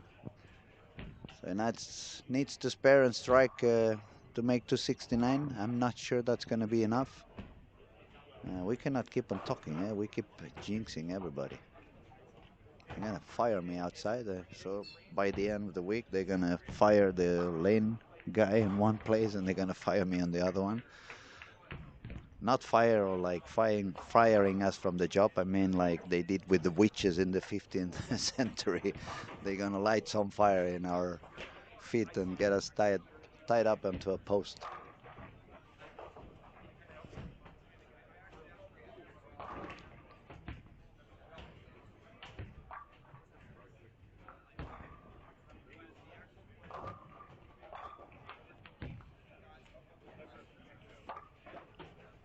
Nine spare for Ethan Fury, so he's going to shoot a 1. Oh my God, what was that?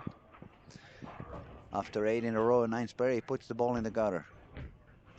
He definitely did not want it to stay on that turbo.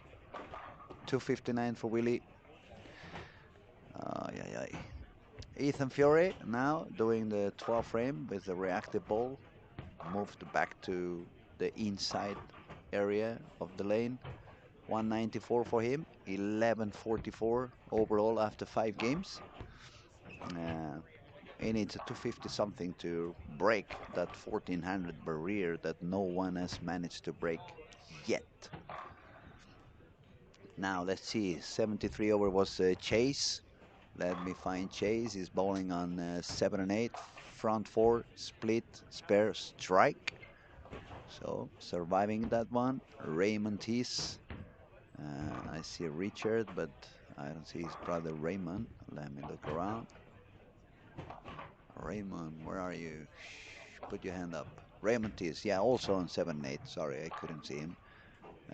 7 and 8. Strike, spare, double. Spare, double is working on another strike pretty soon. And that would put him already on 20 something over.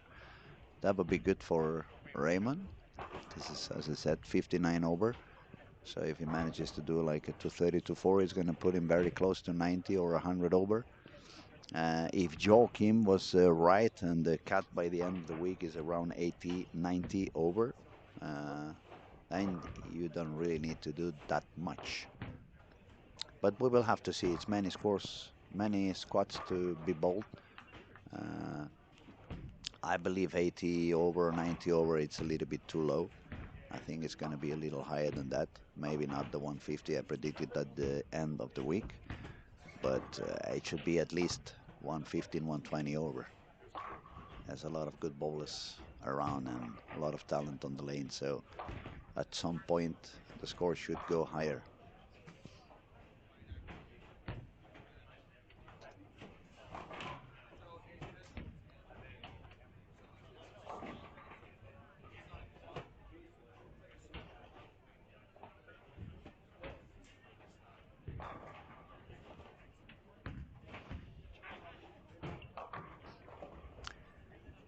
Okay, the Finnish guys were bowling on lane 13 and 14. Santu started with the front five, then a couple of open frames, ended up with a game of 211 for 45 under.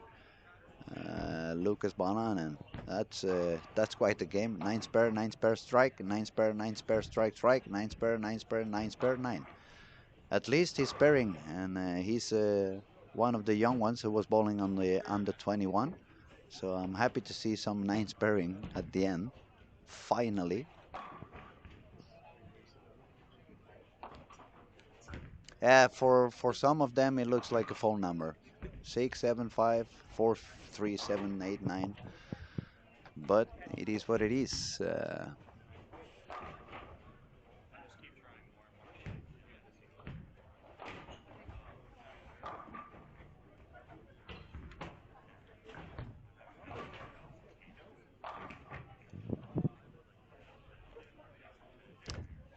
So we are getting to the end of game 5. I'm gonna start to try to find people who is above par.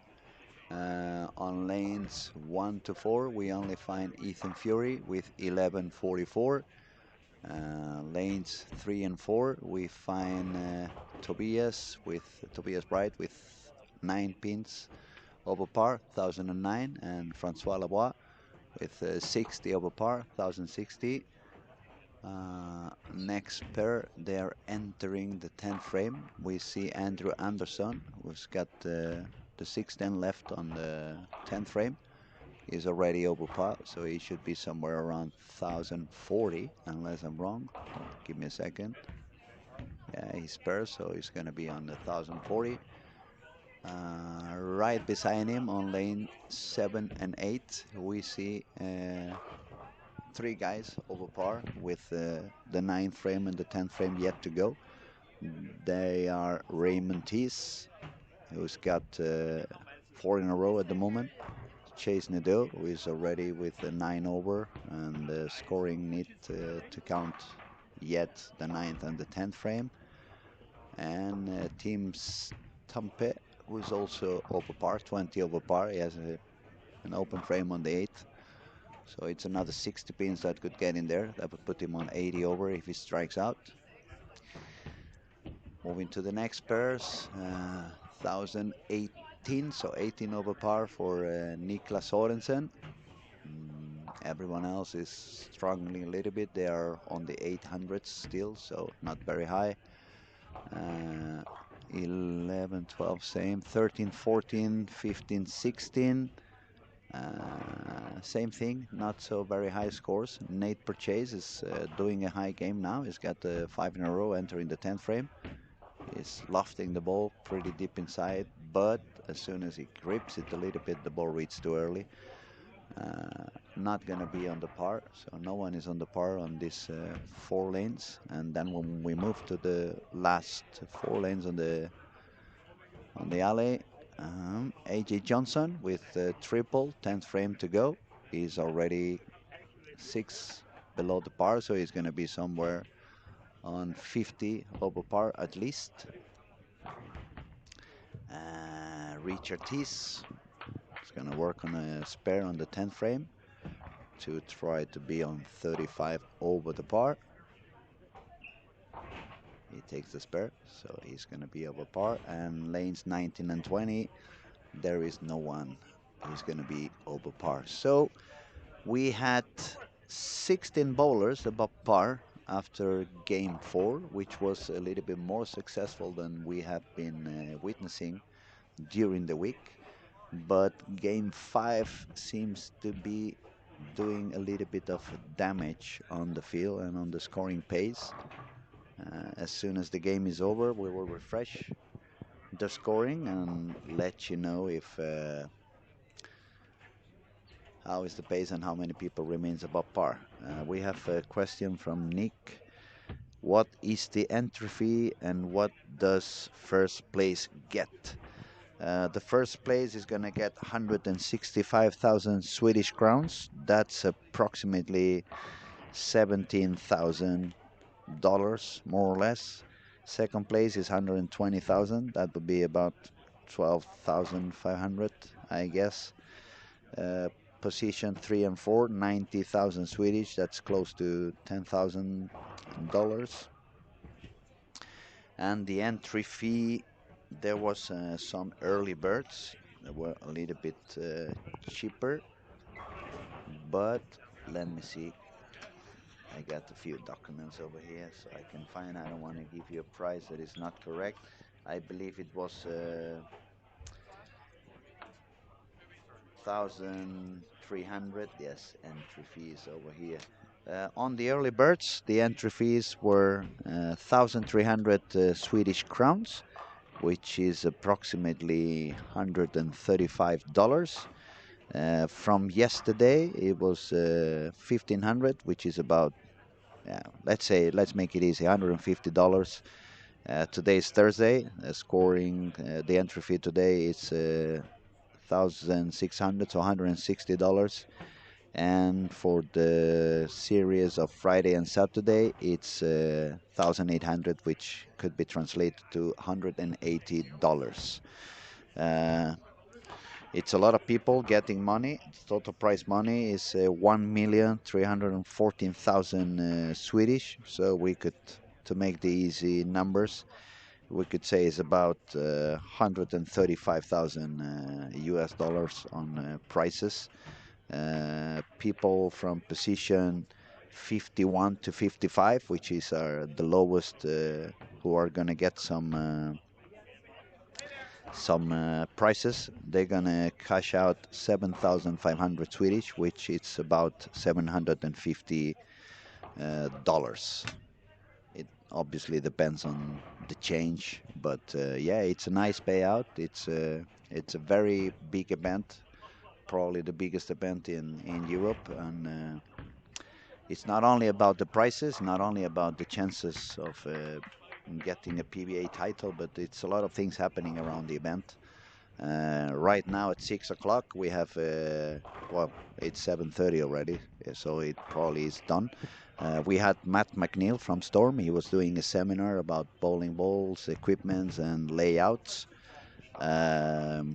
We had a seminar about mental bowling at the beginning of the week. And personally, I'm waiting for the seminar that's going to be held by Christian Jonas about oil profiles and how do they design it, and a little bit of the history behind those patterns. So it's a lot of things going on. Yesterday also, it was a very special day. The PBA guys were golfing in the morning. So everybody who wanted to go golfing with them, they got the chance to get them to know a little bit better out of the lanes, get some fun time together, pictures, autographs. Later on the day, we had a big buffet on the second floor of the bowling alley. It was very nice food. That was called Dinner with the Pros. At the same time, at 7:30 p.m., we had a small, uh, we could call it a little bit of a small pro-am. It was 8 of the PBA guys here bowling a friendly competition called the Iceman Eliminator Challenge. The winner was Jesper Spencer. It was just a friendly match in which the PBA guys were sharing lane and bowling with the amateur bowlers. And it was pretty fun. We had a lot of live music, and as soon as that was over, the bowling alley got disco lights. The music was even higher and louder, and they were having a lot of fun. You could see a lot of kids bowling on the lanes, and you could see the PBA guys bowling for fun, not for competing. They were bowling without shoes. They were walking on the approaches on their socks. They had some competition between them and bowling left hand, right hand, one hand, two hand. doing all the funny things that they obviously cannot do when they are competing. So a little bit of going back to the childhood and the love we had for the game, and it was a very fun evening for sure. Okay, game five is over. Now we're gonna be refreshing the scores pretty soon, and I will update to every one of you. I will let you know how is the standing on these squads looking, and as I said before, it looks like it's been a little bit of a drop. We had 16 bowlers over par back then. Now it went down to only 12. 10, 11, and 12 are only 8, 8, and 9 pins over par. And let's see the ranking from the beginning. Ethan Fury, 1144, currently leading the squad. Raymond Tees from England is on second position with 1107. Number 3, we have Chase Nadeau from United States, 95 over. Number 4, Francois Lavoie with 1060. Number 5, Team Stampy, 58 over, despite a few single pins gone. He could be a little bit higher, but he's still fighting hard to accomplish.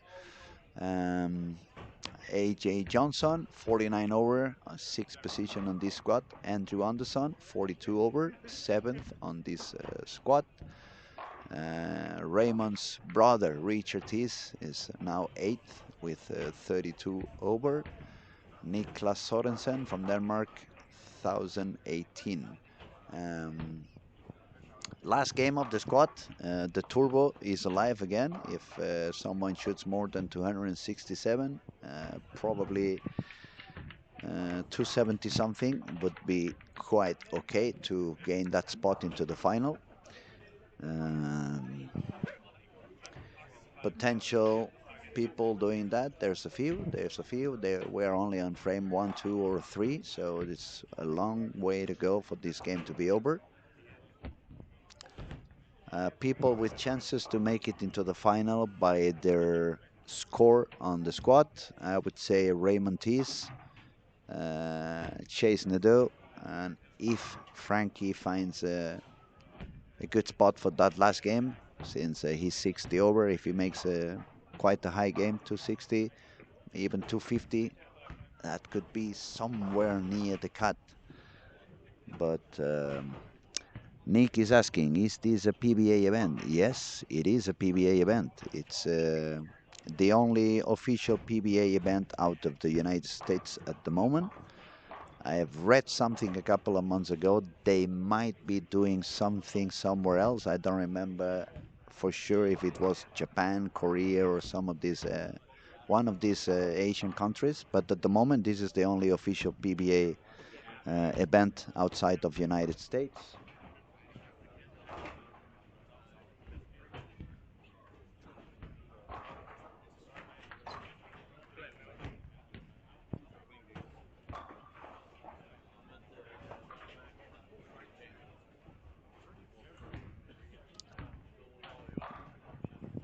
Okay, I'm gonna have a look again at Ethan Fury bowling on lanes 5 and 6.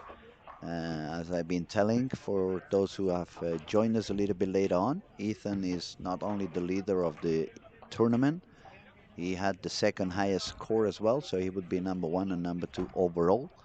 And he's also leading this particular squad. And the funny thing is that he's approaching this squad in a complete different way than he did on the first couple of days.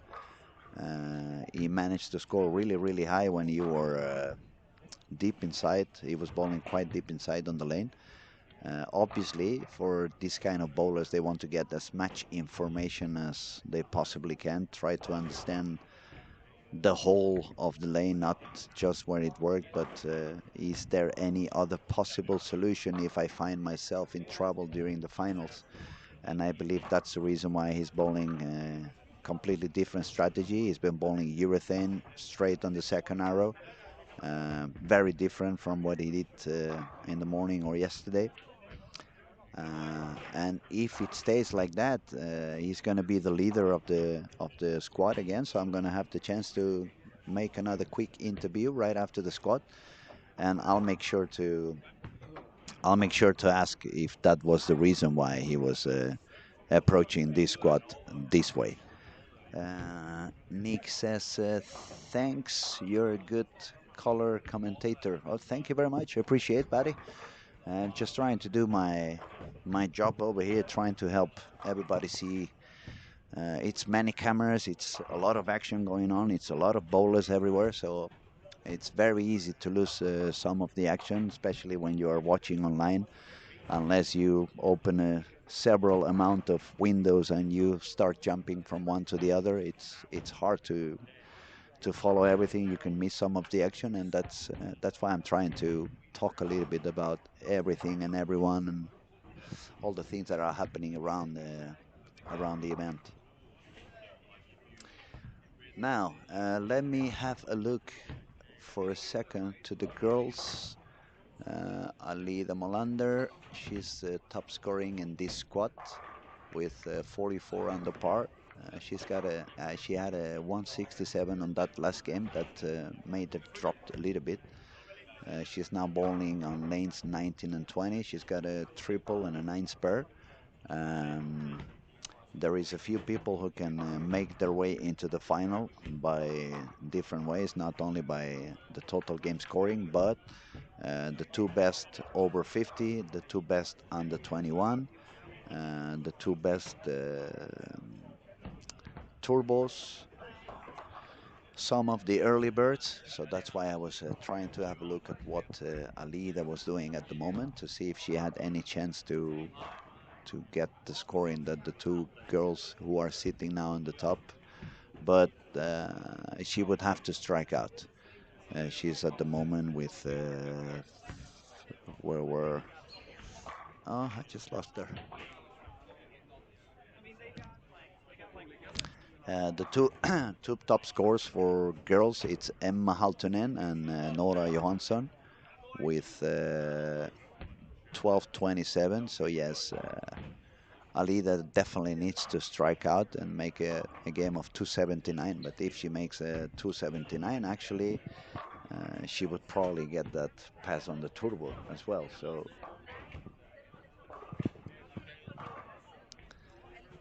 okay, people who can manage to do good on game 6. We find Richard Tees on lane 1 and 2, double spare double. Cristian Azcona from Puerto Rico, also PBA bowler.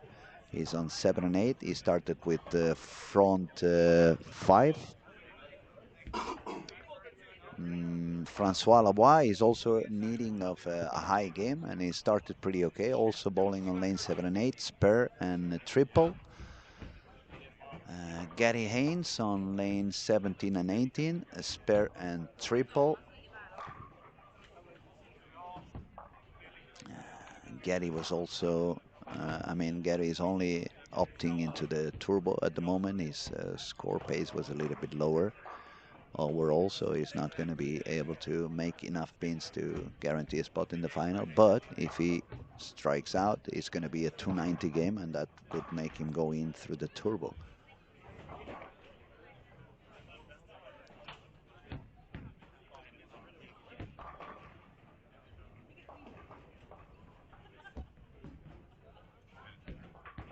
And it's not a good frame for Richard. He's on 1 and 2. He's got the double 9 spare, double 9. So even if his spurs are going to be some as higher 250 something, and he had 32 over, so that would put him on 1280 something, which is probably not going to be enough to make it into the final. Team Stampe started with the first 3. He does have a chance. He's currently with 58 over, so quite a high game of 260 something, 270 would put him on the 1320s. That could be enough to make it on the way up there. Raymond Tees, who's already with 107 over, also bowling on lane 3 and 4, double 9 spare strike, and he was pretty happy with that strike, so he's really fighting to get up there. Francois Lavoie on 7 and 8, spare and 4 in a row, also working to go on.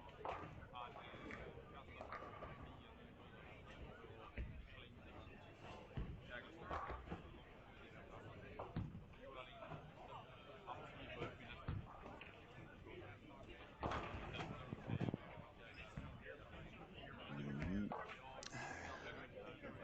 Now it's the turbo chance is gone for Christian. He just Christian Azcona. He just missed the single pin, so it was a front 5 9 miss. So that's a 268. No, sorry, 267. And that's already the score of the turbo. Men jag fixar det då, sa jag.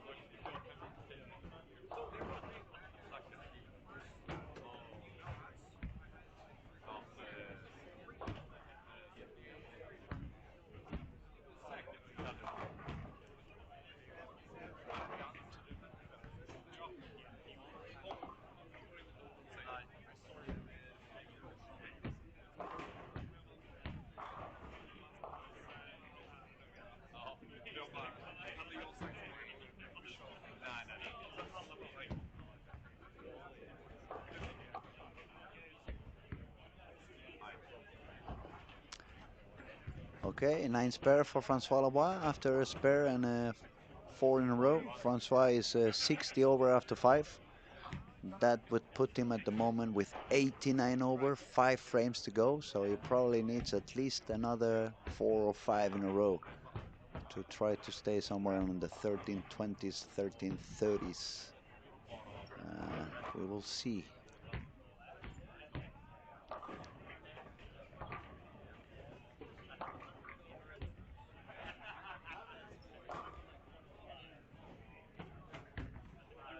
I have a question again. Anders Lundball is asking me, what do you think Danielle McEwen can do when she steps into the tournament tonight? If she's traveling today, definitely. I mean, she's got a lot of talent. Obviously, who's going to deny that? But after such a long trip, coming all the way from United States, it takes at least 20 hours to get over here. It's not easy to sleep on the plane. It's not easy to rest properly. You also get a little bit dehydrated when you travel on planes, and the food they give you on the planes, it usually has a lot of salt because it's the only way for you to taste something on that altitude. No, it's a true fact. I'm no joking. No, no, no. This is a true fact. I know I joke a lot, but this time this time I'm talking serious sense for once. And so what I'm thinking, probably she's gonna get here a little bit exhausted, a little bit dehydrated. Uh, Not that she's not gonna try to accomplish it right away, but I think she's gonna spend a little bit more energy trying to understand what goes on the lanes and trying to do her best. Um, it's not a very easy pattern for the girls. It's since the line is moving so deep inside, it's not easy for them to cross the heads. It's not common to see girls throwing the ball that fast in speed. Maybe Danielle finds a way to spin the ball a little bit more than she usually does to make the ball go a little bit longer and save a little bit more energy and entry angle. It definitely is going to be very fun to watch. It's definitely going to be very interesting to follow how she approaches this particular type of oil profile. But I couldn't say. Uh, I think it's not going to be her best squat. As I said, after a very long trip, it's very difficult to perform at your 100%. But for sure, she's going to get some good information. She always goes around with that. She reminds me a little bit of the professional golfers that they keep that big notebook on their pocket and they keep making notes on the different greens they golf during the season. And when they go back into that courses a year later or a couple of years later, they check on those notes they have. She does a little bit of that. She takes a lot of writing down while she bowls, so she doesn't forget anything of any piece of important information. But Anders, yes, I think it's going to be quite interesting to see that last squad as well and see what Daniel can do. Not only Daniel, it's going to be quite a few talented bowlers again. So, all right, let me focus again on the scoring. There were some people that had some chances to do okay. One of them is Francois Loab, bowling on lanes 7 and 8. He's got a spare, four bagger, spare, and a double, getting close to the end of the game. It's going to be quite important for him if he manages to strike on the 9th and the 10th. That would put him on a 269 if he strikes out. That would be a final score of 1329. And that would give him a good chance to maybe get a spot in the final. It's hard to predict what is the final cut going to be. I'm starting to see more and more clear that probably it's not going to be as high as I said at the beginning of the week. I jumped into the pool by saying 150 over. My colleague Robert Anderson was doing commentary with me that day. He said 130 over. That could be more the number, so I'm going to lose the bet with him. That I hate, but that's the way it is. Uh, but for the next time I meet Robert, maybe he has forgotten and I don't have to buy him a drink.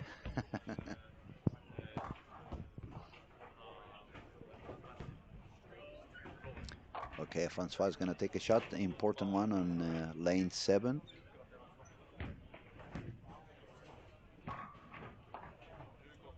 No, he nails it. He completely nailed that one. That was perfect. Now all the way to the 10th frame where he can get the job done. We wish he does it. He's not only a very good bowler, but a very humble and kind guy. Easy to talk to. He was sharing some time with us earlier in the week, doing some streaming as well.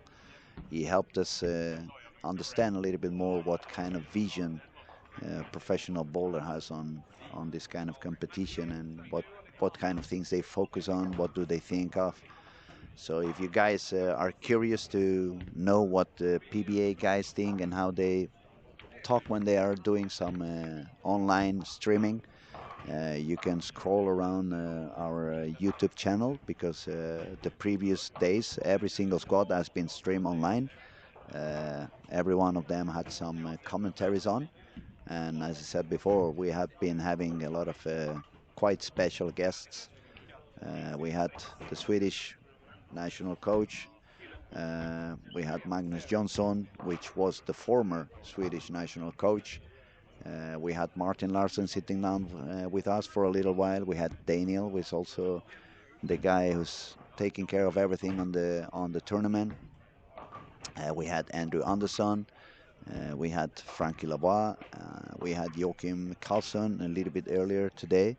And we're going to keep on kidnapping people from the lanes and bringing them into the streaming room. So you can, guys, ask them some stuff and you can listen to their voice and see the way they more or less see the perspective they have on the event.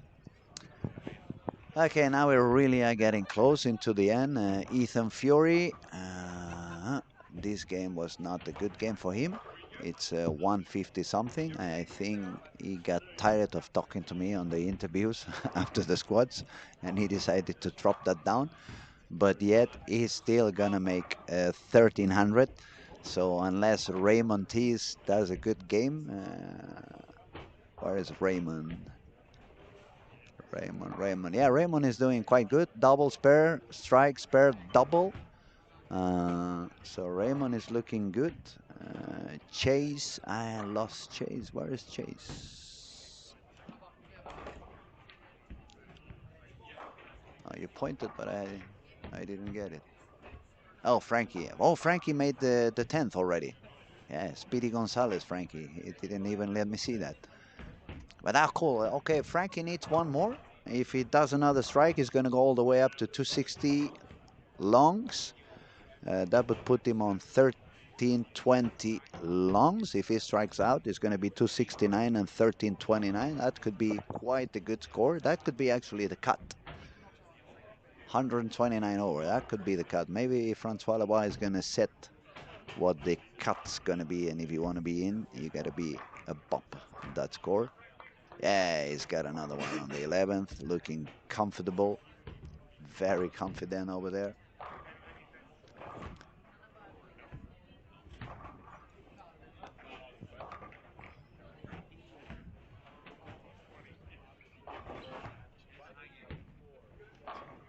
Oh my goodness, yes. Chase just yeah, not gonna be happy about. He started with a spare and a double, and then it's a 6-3, 5-3, 6-3, 8-1. So maximum score he could get now is 190. He was with 95 over, so that would drop him down to 1285, and that I believe is not gonna be enough to make it to the final. 8 on the 12 frame for Francois Lobat. That's 267 for a total of 1327. There's a couple of guys a little bit delayed on lane 3 and 4. They are gonna make our dinner become a little bit delayed as well.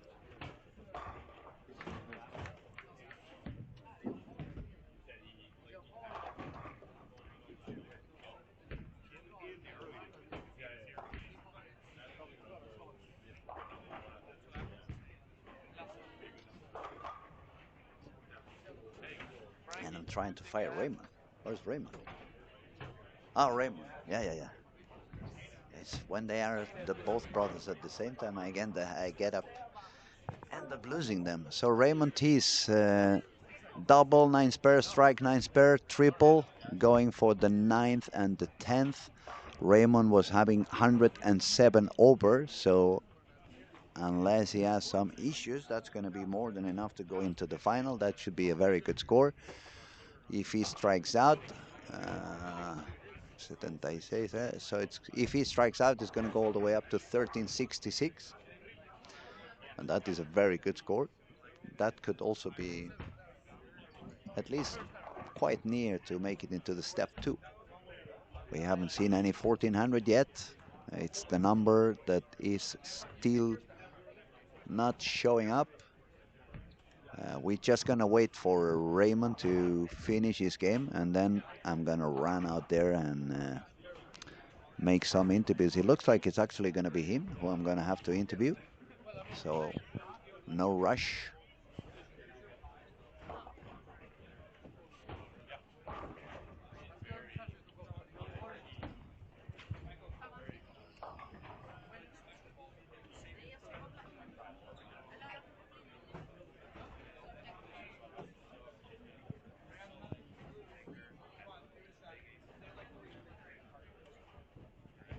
Okay, important frame now for Raymond on lane number 4.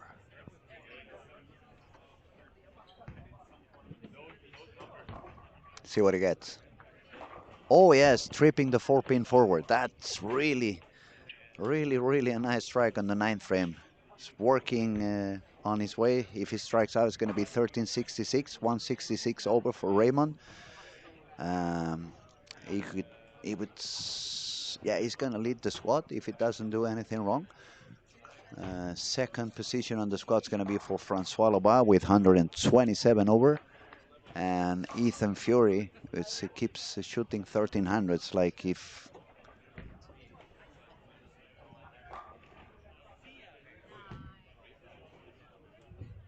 very solid last game for Francois Lobat indeed.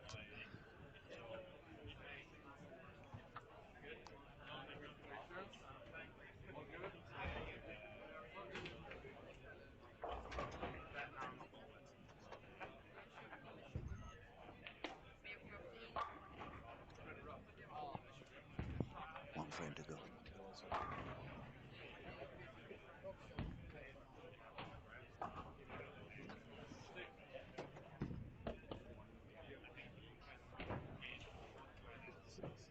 66. Nice. 66. 66. So we have 1, 2.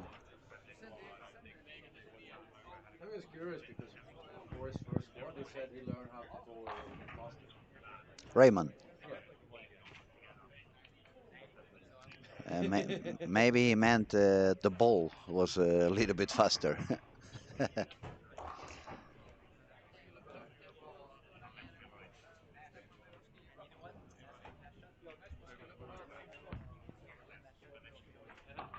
If he makes one more, he's going to secure his spot in the final for sure, 100%. But he wants to strike out to try to get as higher the score as possible to try to get it into step two directly.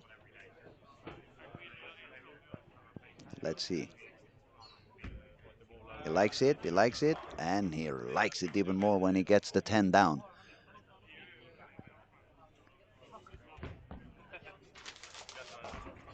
Darren Edenstrom says Scooby also said the trophy plate would be a good holder for chicken nuggets. It's good to see that you guys keep talking and commenting.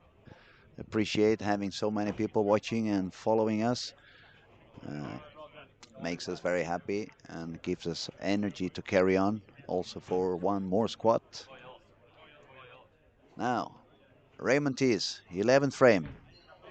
He likes it again. It didn't work. Hold on. No. It's okay. It's going to be 9 spare for a game of 248, a total score of 1355.